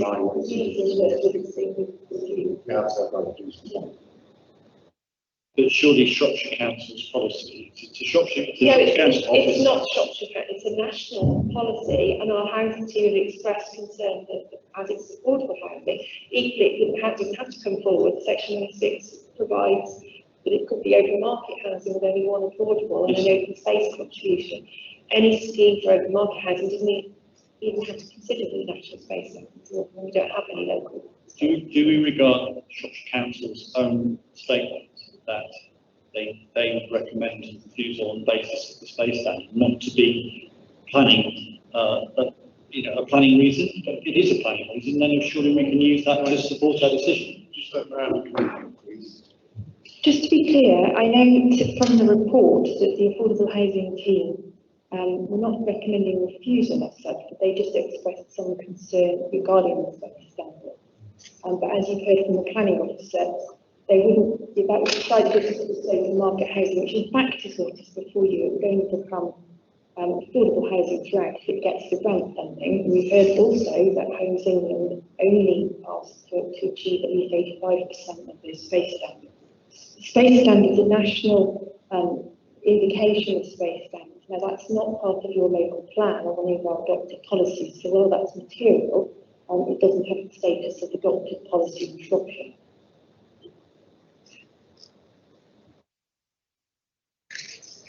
Okay, so we haven't got a proposal on the table as such, valid reasons.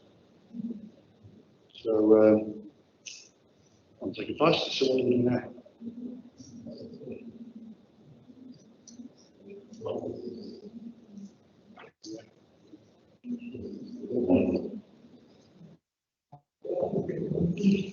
Just vote again.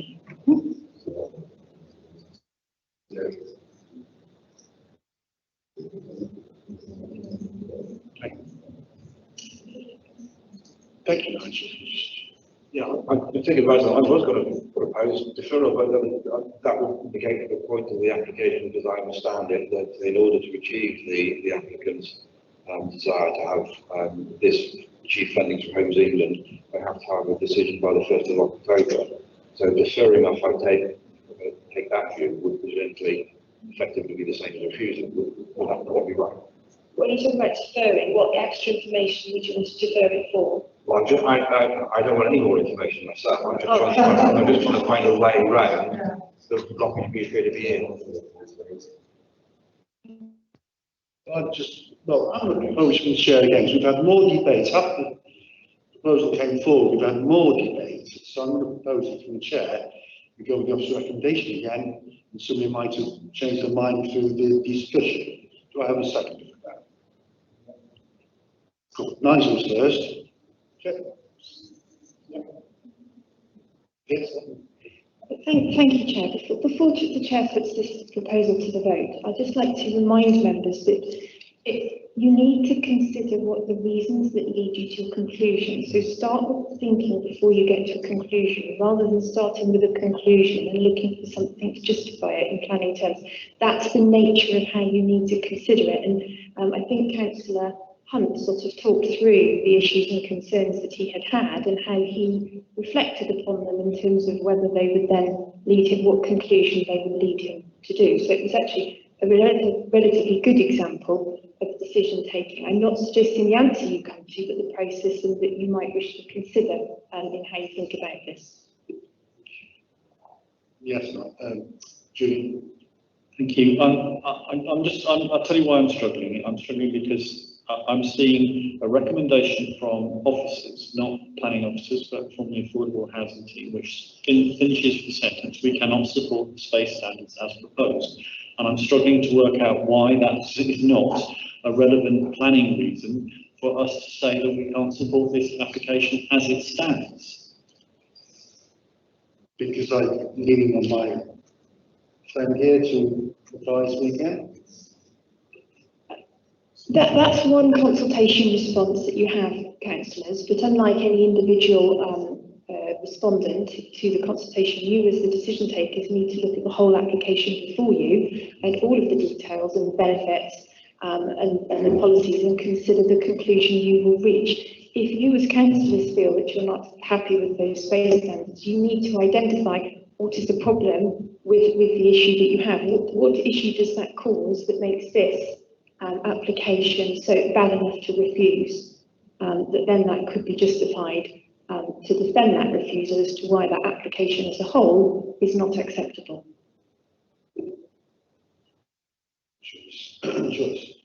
As we've done in the past, can we defer this and come back to the next meeting with reasons why? No? Okay. Okay, so we've got another proposal on the table. Remember about the highways, about the bowlers parking there at night, etc., etc. Take these into consideration. So I'm going to vote again. All those in favour of the office recommendation?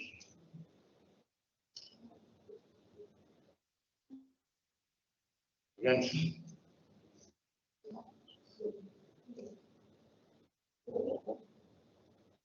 Abstentions? 2 abstentions. That's been carried through from the office recommendation.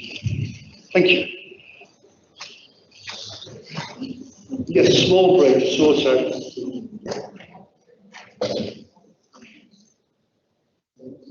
10 minutes, we can break for 10 minutes. We're moving around, deep blocks has changed, etc., etc.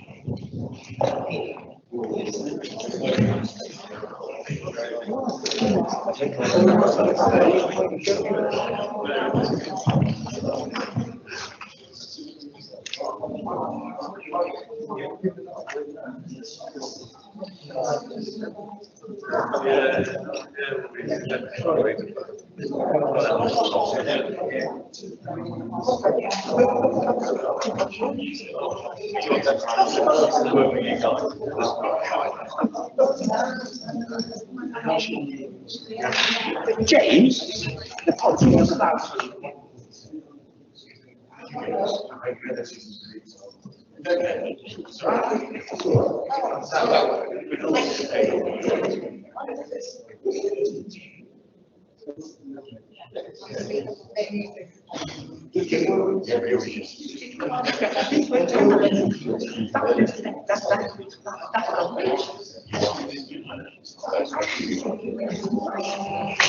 No, that's not fair. I did look at you would have had so.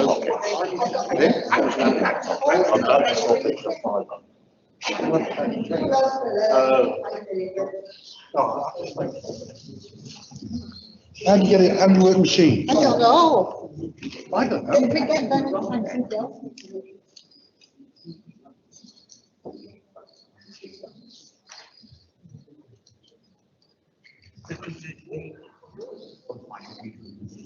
I expected you to tell me when you tell them.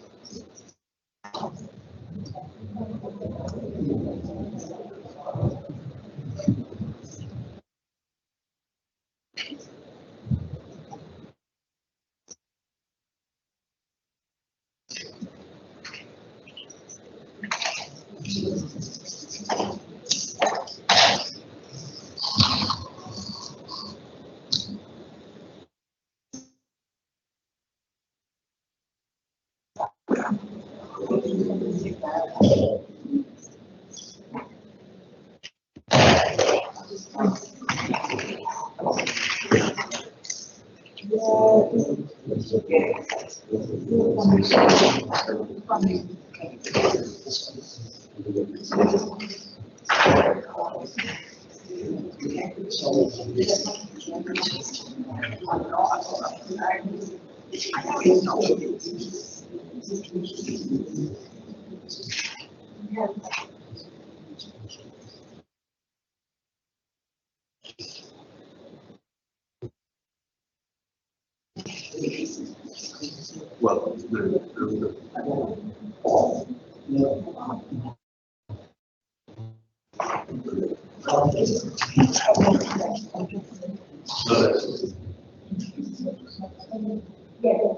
yeah, if you're happy with that.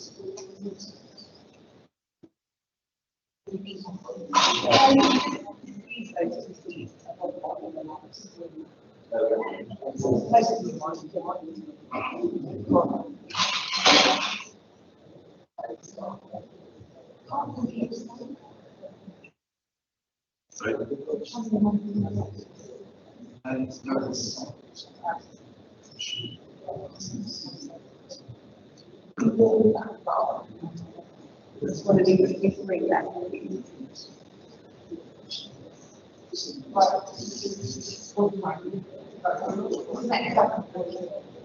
Yes. Yeah.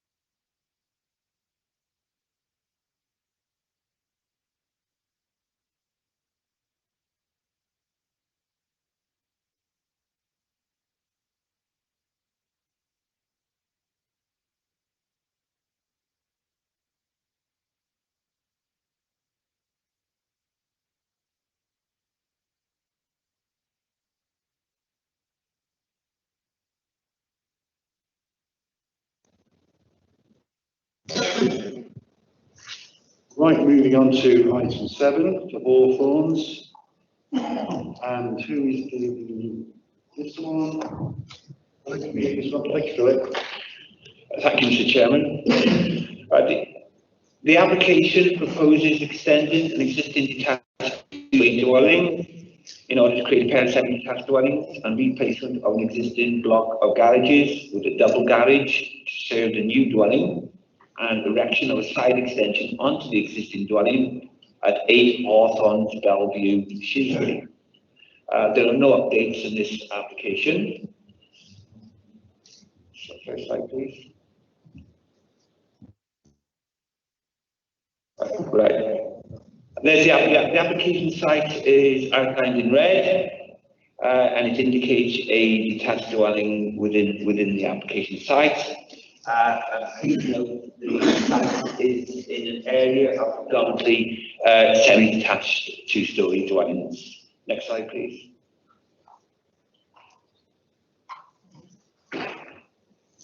Right, this is the existing dwellings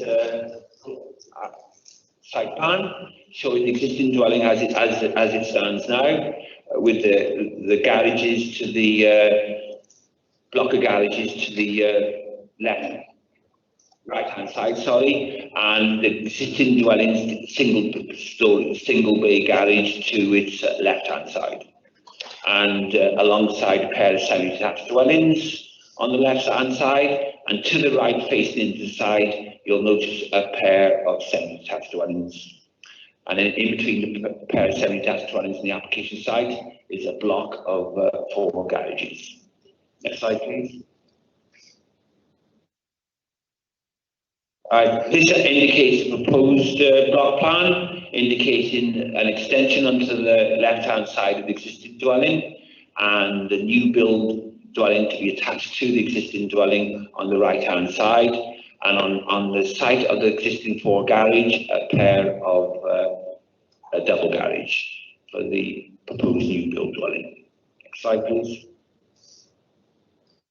That's showing parking arrangements for the existing dwelling, and as this proposes a 2-storey dwelling extension onto its side. Next slide. That is the existing elevations of the existing dwelling on the site. Next slide. That's the proposed floor plans for the existing dwelling with its extension on its side, and the proposed new dwelling to be attached to the existing. Next slide. There's the elevations of the proposal.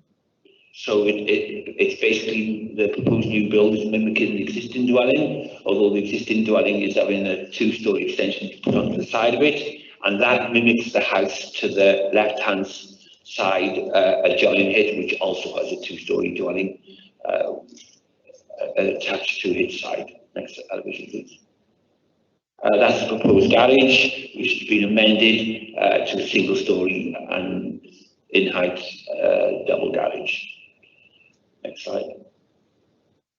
That's a street scene showing how it will look in the surrounding built environment, existing above and the proposed below. Next slide. Right, the first photograph on your left-hand side of the white car that's taken from the 4 garages alongside the proposed new build, which are to be demolished, and a double garage built in their place. Note the hedge alongside between the garage side and the proposed new build. That is to be mostly to be retained.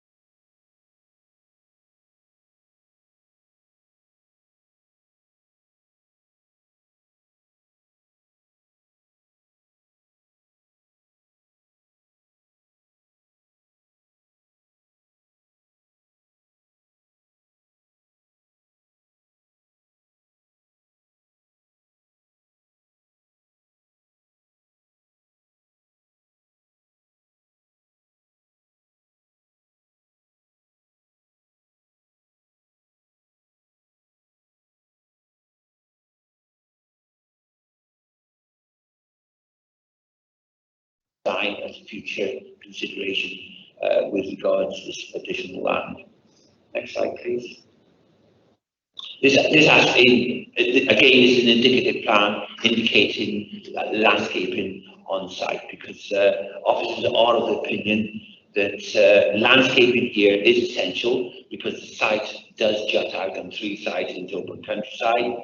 And for members to be aware, this application was previously refused, an application, sorry, for development on site, a similar amount of dwellings was refused under delegated powers last June, Thomas last June, and owing to insufficient information on landscape and mainly biodiversity issues.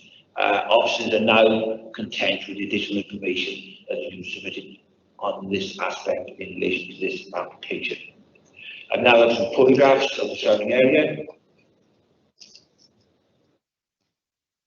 Right, the first photograph is indicating the landscape which is to be built, relatively flat, currently in agricultural use, used for livestock grazing. The second photograph to your right is showing the junction opposite the site with Pims Road, and the bottom two, the site itself, with its relative openness.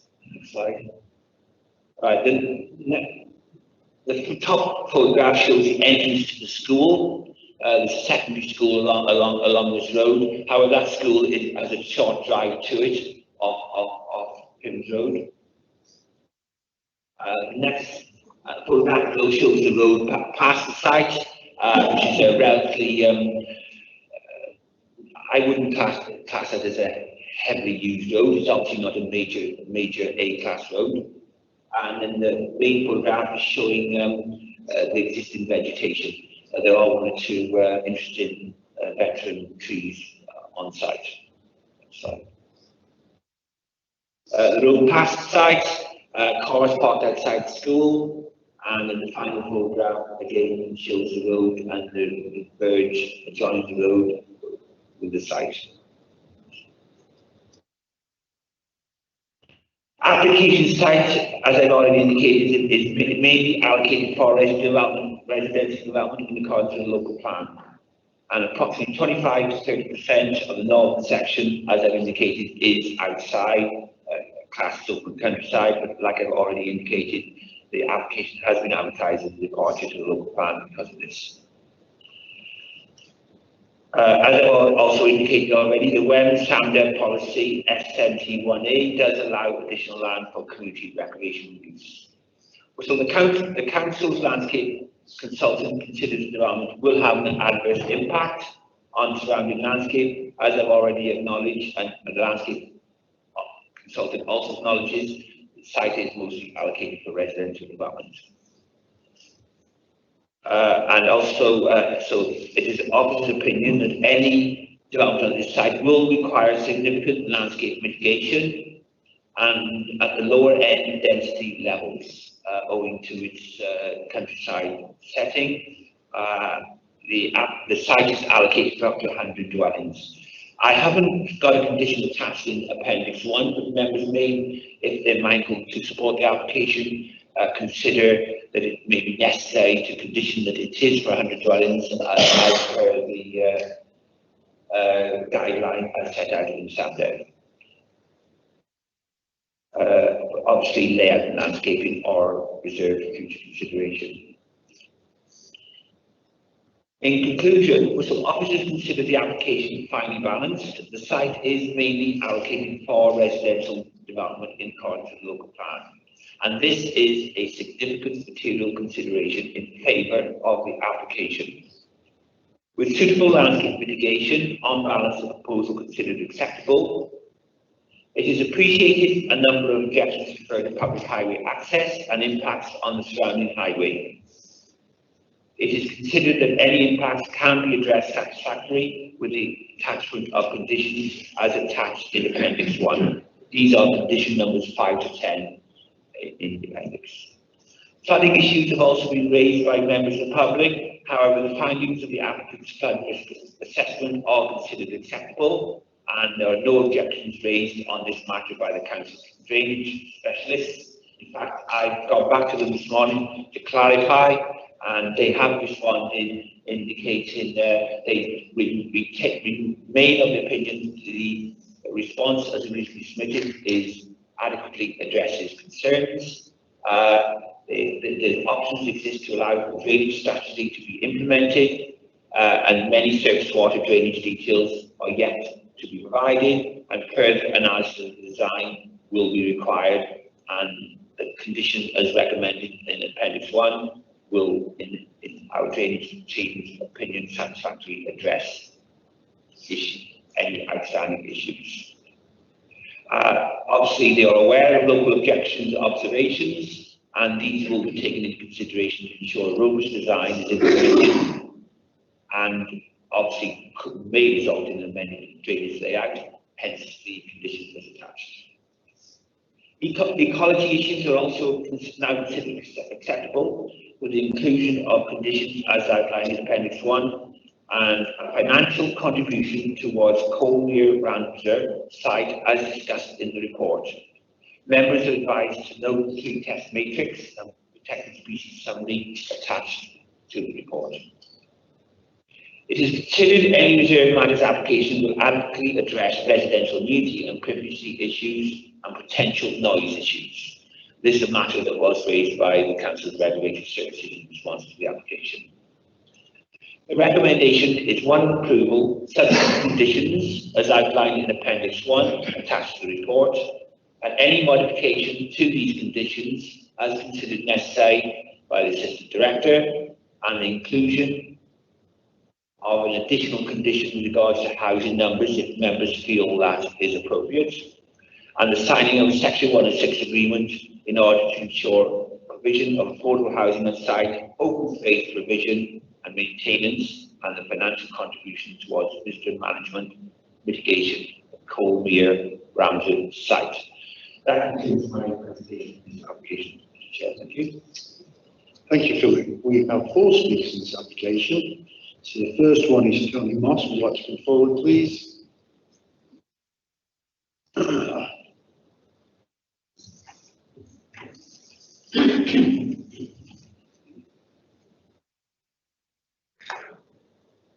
You have 3 minutes, Tony. We'll give you a 30-second warning.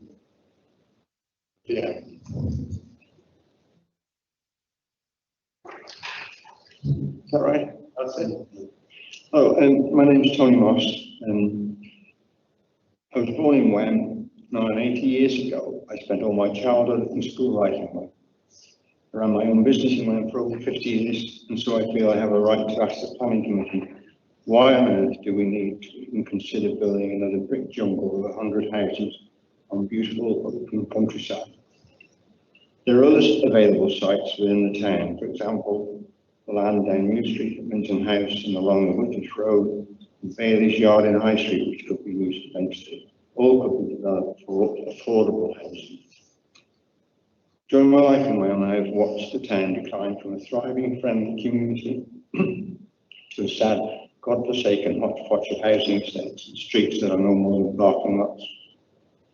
I acknowledge that it's government policy to build more houses, but we must not do it at the expense of destroying our surroundings or by taking away the beautiful open countryside that we possess.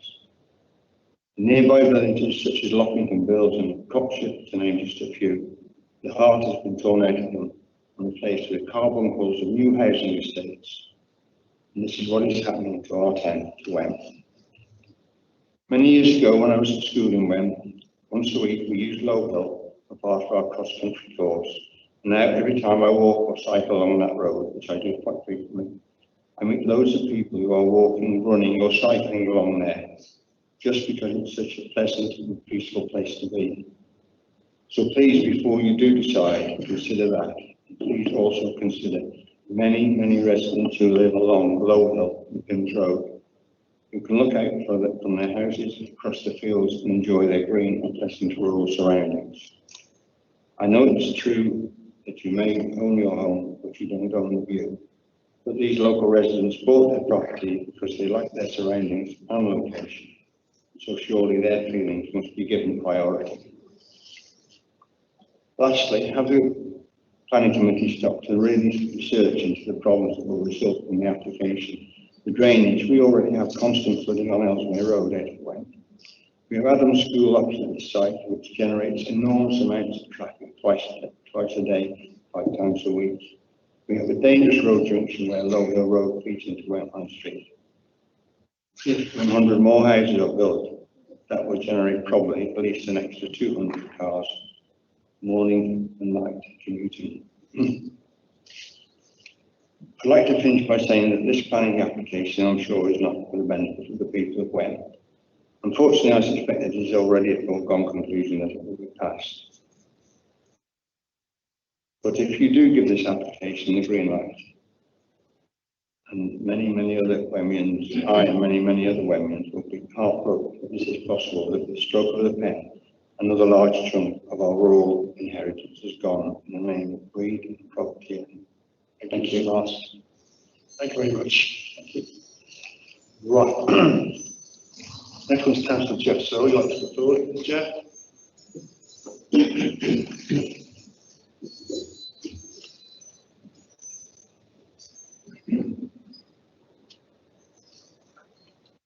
You have 3 minutes with your 30-second one. Okay? Thank you. I'm Jeff Saul. I'm a Wem Town Councillor and Deputy Mayor. Thank you, Chair, for giving me the opportunity to speak. Firstly, I am speaking on behalf of Wem Town Council. We've raised our objections, which are based on several things which other speakers will address. We do accept that the majority of this site forms Wem 003 as a heritage building, but the significant point is that the most recent application doesn't have just a small extension beyond that site. It has a very significant one of nearly 1.6 hectares, which extend into a greenfield site beyond the development boundary. Now, this is immediately contrary to CS5, and of course, strategy, MD2 and MD7 of the Sandev. And the onus is on the developers to demonstrate that there are exceptional reasons why this should be permitted. We're not talking about either a neat extension of a strip alongside this land. This is a rectangular area, as I said, of 1.6 hectares sticking out further for a distance of 150 metres into open countryside, away from any likely future planning boundary. I note that the pre-application advice was, I strongly advise adequate justification needs to be shown if you are inclined to include this additional land. I maintain no such justification is offered in this revised application. Simply, the only reason being given is that there's a gas main running across the original site as proposed, which by my calculation is approximately 3/4 of a hectare of unusable land. So the extra land that's being claimed from Greenfield outside the planning boundary is over double what is being lost, and this is an opportunist way of extending outside the planning boundary, and it's definitely contrary, as I said, to CS5 and MD2 and MD7C of the Sandev.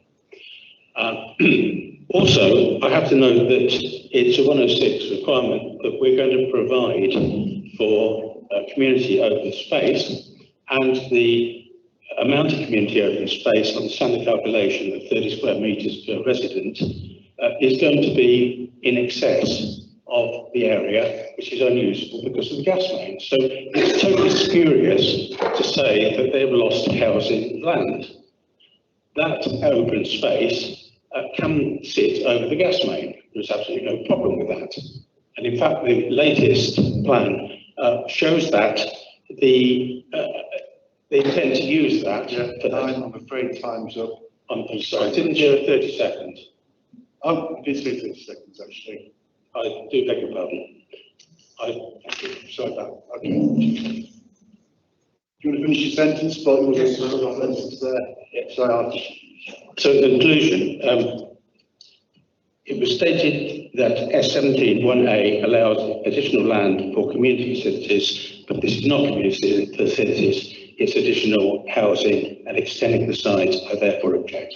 Thank you. Thank you very much. Okay, moving to the local member now. Towers, you'd like to move nowhere, and you've got 5 minutes. Do you think something more? Okay.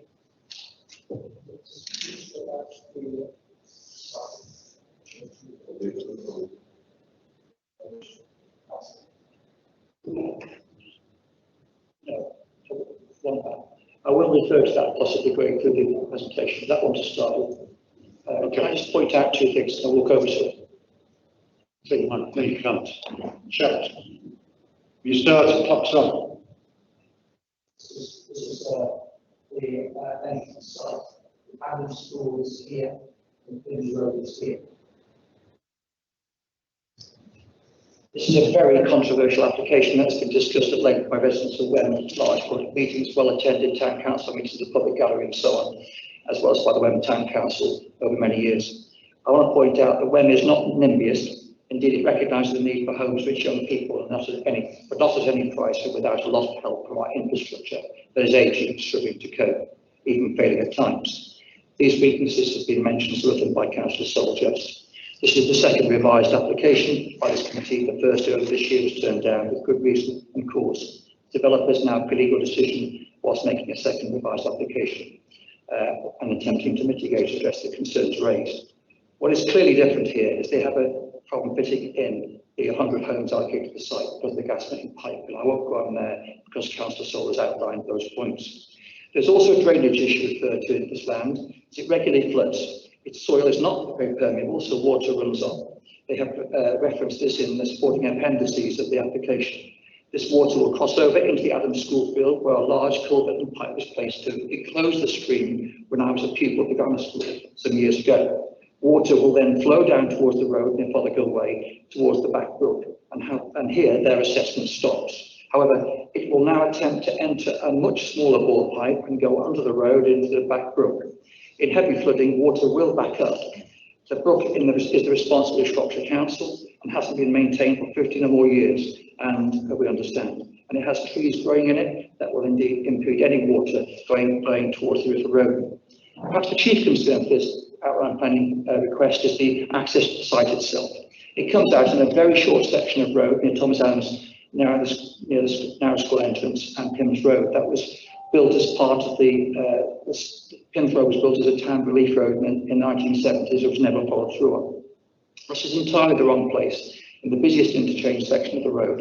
It's a country road that now has many lorries coming from 2 large local firms, PG Skips and Browns of Wem, and have drawn the attention of the highways to this. And Mr. Woodman kindly came out and saw the situation for himself. He clearly saw the problem. Councillor Broomwell and I showed him, and a road filled with parents' cars pulling up to drop children after Wakefield at the end of the school day. Nearly 1,400 children attend this school, with 14 large coaches ferrying to and fro morning and evening, in addition to parents. Added to this, they mount pavements and raised versions on the opposite side of the road. Now, the problem is that highways didn't object during the first application from Metacre. Indeed, I don't think they did a site visit at that time. So it's hard for them to raise an objection now and write an earlier error of judgment to Wem Town Council's opinion. The school does need traffic safety measures outside the students at this junction, but this should not be found from this cause. In the Sander 2036 plan, there's another 200 homes planned in the field above that one you can see there, and proposed further up the local road, which is now with the inspector. So why isn't this access pushed further up the road, beyond Kings Road, nearer the boundary of this particular development, so it can accommodate the outflow from the proposed 200 homes that then come? Wem has serious traffic flow issues, and for several years we've sought to get Shropshire Council to give us some serious attention with Morns Corner, the famous Morns Corner.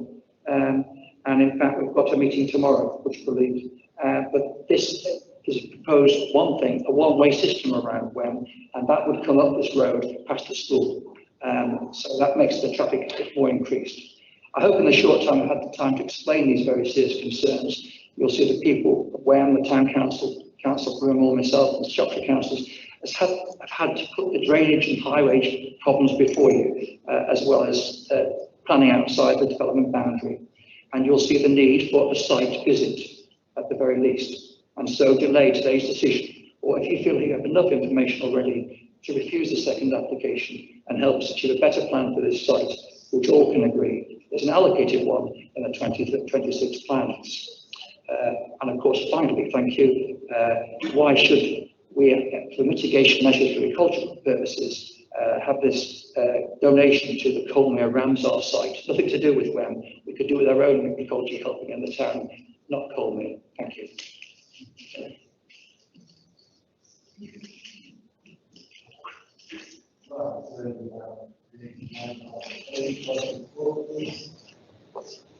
Sorry, Mike.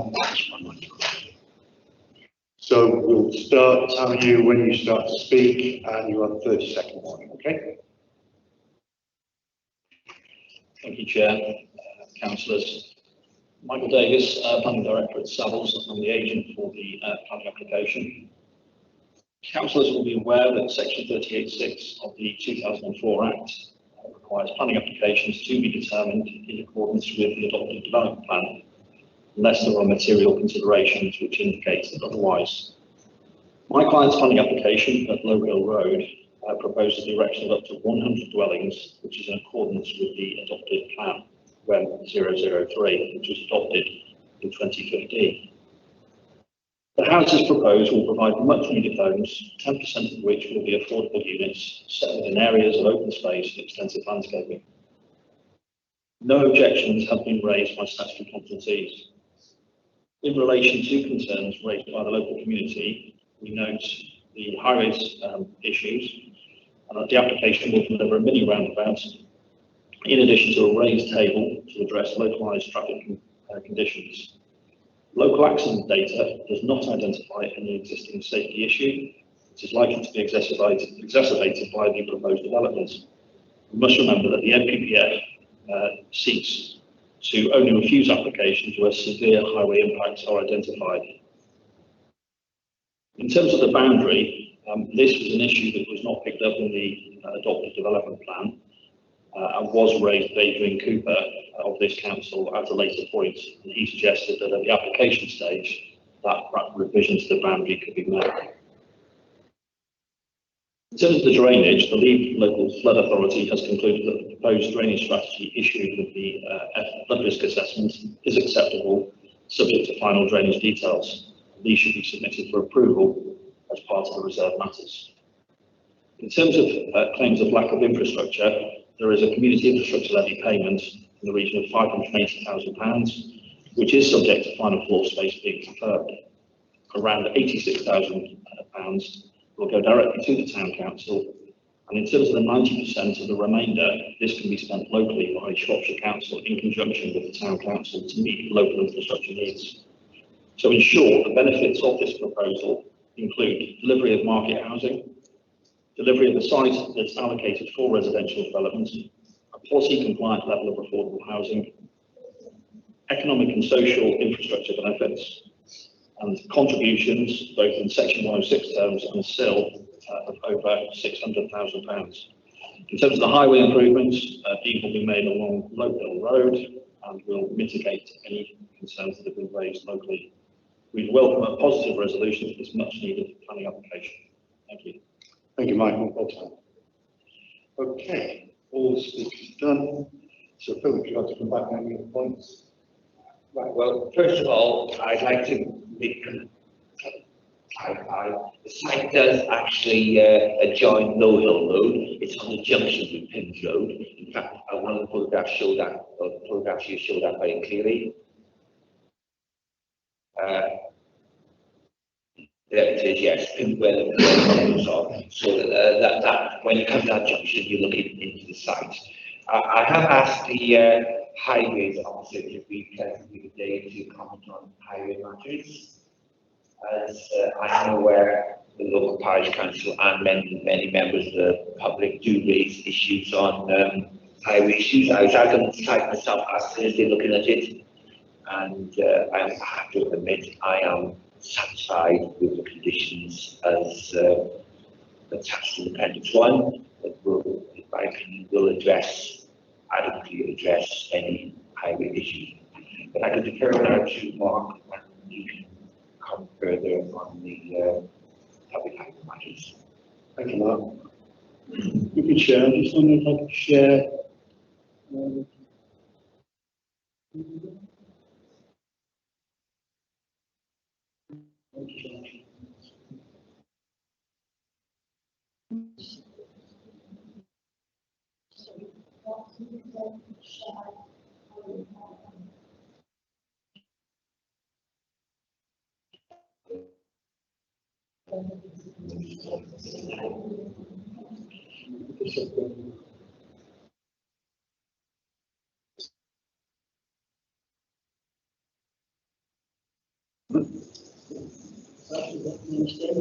Oh, brilliant. Excellent. Right.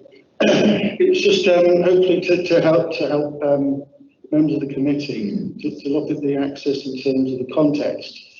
And this is the junction of Pins Road. This is obviously the new proposed development access, and this is the access to the school, or one of the accesses to the school. I attended a meeting with the headmaster very recently just to watch and observe traffic movements in the school.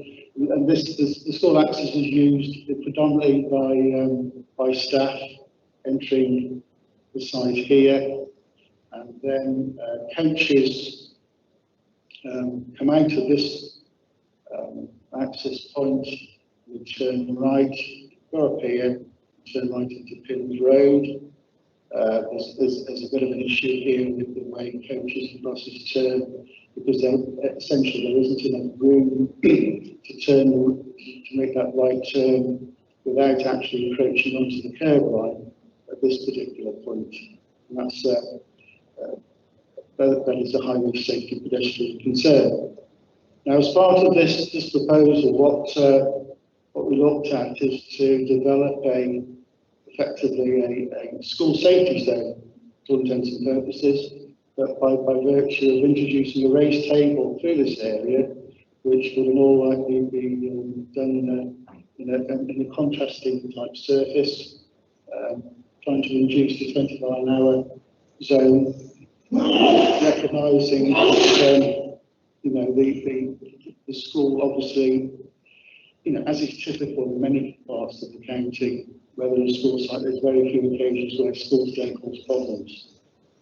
Obviously, that is a limited time period in the morning and the sort of the mid to later afternoon, and it's considered that this will provide a positive benefit to the locality in association with introducing the new systems behind them.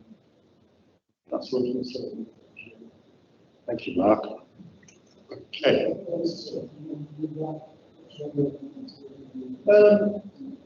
We'll just leave that there for a sec, so we might pick up on it. I've already had two people indicate to speak, so I'll open the floor now, starting with Joyce.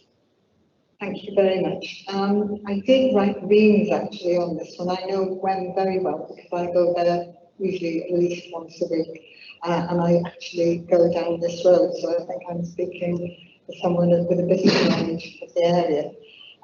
I have actually taken some parts of what the town council said because their wording is far better than my rambling, so I will pick up on that in a moment. 4.9 of the report, the very last paragraph says, Shropshire Council Landscape Consultant, all effects are predicted to be adverse. And 6.31, ecology, the NCPS says, Planning Commission should be recused where significant harm from a development cannot be avoided. So I just want to put those out there first. Approximately 30% of the western section of the land in the proposed development site is outside of the site allocation when 003 and falls outside of the town's development boundary. The land in this section is contrary to the local plan. Currently, there is no development on the western side of Low Hill Road. Low Hill Road provides a natural environmental boundary to the town, and it's actually quite beautiful. The proposed development will have a negative impact on the setting of the time from the west, contrary to policies CS6 and CF17 of the Shropshire adopted core strategy. The town's infrastructure is already under severe strain and has been for a number of years, and anybody who knows Councillor Pauline Diaz will know that it was brought up many times at meetings. I know with specific reference to the proposed access from the development, the Town Council considered that the simple priority T junction shown on the plan in two locations is completely inadequate for the safe, effective operation of all the traffic movements in this area at peak times. Low Hill Road is an important local artery between rural farming community of Brixham and Wen, and indeed the county road network generally, and this road is very narrow. The proposed junction to this estate is badly sited, being between Plymouth Road exit, which is dangerous, and the school entrance, and shows no awareness of the potential conflicts of full-size coaches with commuter traffic and agricultural vehicles and parked parents' cars at the school. And also just a little bit further up that road, there are a number of houses who leave their vehicles there all day. The junction of Low Road and Ellesmere Road is my nightmare. Every time I come out of there, I have to put my window down and listen to the sound of the traffic. You cannot see around that corner. It's a site of concern regarding the limited visibility to the right when exiting Low Hill Road due to the brick boundary wall and curve of Ellesmere Road to the north. An increase in traffic flow will put greater pressure on this poor junction, particularly at peak traffic times. Access to the town in all routes south except to Ellesmere will be via Maud's Corner. Now, you've gone to Shrewsbury from Wennet side or vice versa, will know that it's very, very difficult getting around that corner. These are narrow roads that are already overloaded and unsuitable for goods vehicles. In fact, there's shops on the corners being damaged on numerous occasions. A vital consideration is that there is no prospect of a relief road being built to be moved through traffic, as all roads into Wen are B roads. The lack of a relief road is a huge constraint on the ability of Wen to expand, as it simply cannot take any more vehicles. The infrastructure just cannot take any more traffic. It's as simple as that. And if you've got 100 houses going on there, you could potentially have another 200 vehicles which will use that route. I understand the discussions are taking place on the one-way system at the moment. I think that would hugely improve what's happening in West and might make other sites viable or more viable. Thank you very much, Chair. Thank you, Joyce. Yes. Thank you. It's interesting to, I mean, it's another one where I've been a bit concerned. I was hoping those concerns would be addressed during all the deliberations and talking. And I've got a question. I'm like Joyce. When we used to meet at Edinburgh House was planning committee, and it was an awful place to get to, frankly. And I think Joyce has very eloquently outlined the reasons for that. There could be 200 cars, there could be 150, there could be 300 if they've got a young single drive, who knows. But I think that it's very valid. I think the point that I'm going to draw on though is really from the report 1.3. It was merely June 12th, 2020, when under the Officer Scheme of Delegation, the Planning Commission was refused this time. And it was refused for two reasons, which are bullet pointed there. I'm not going to read them out. And I do understand that some of the points have been addressed. But for me, the fundamental issue that remains is the fact that part of this site, which is going to be utilised, is not within the development boundary. It's as simple as that. It could be the best scheme since sliced bread, but it's taking open farmland that is not within the development boundary. For those of us who've been around long enough, we remember how it was when we didn't have a 5-year land supply, when we had houses being banged up here, there and everywhere, or pieces of land that were outside the development boundary, because we were judged not to have policies or boundaries because of the lack of 5-year land supply. And we didn't like it then, and I don't like it now. I think on the first bullet point, it talks about officers determining that there was a negative impact both on the outlook of the countryside and the area, and also the biodiversity. I understand that biodiversity may or may not have been met, depends on which side of the biodiversity bench you stand on, I guess. But they clearly stated that there will be a negative impact on the negative visual impact on the area. Well, that hasn't changed. They also said that part of the site, as I've just said, is not allocated for housing, and it's outside the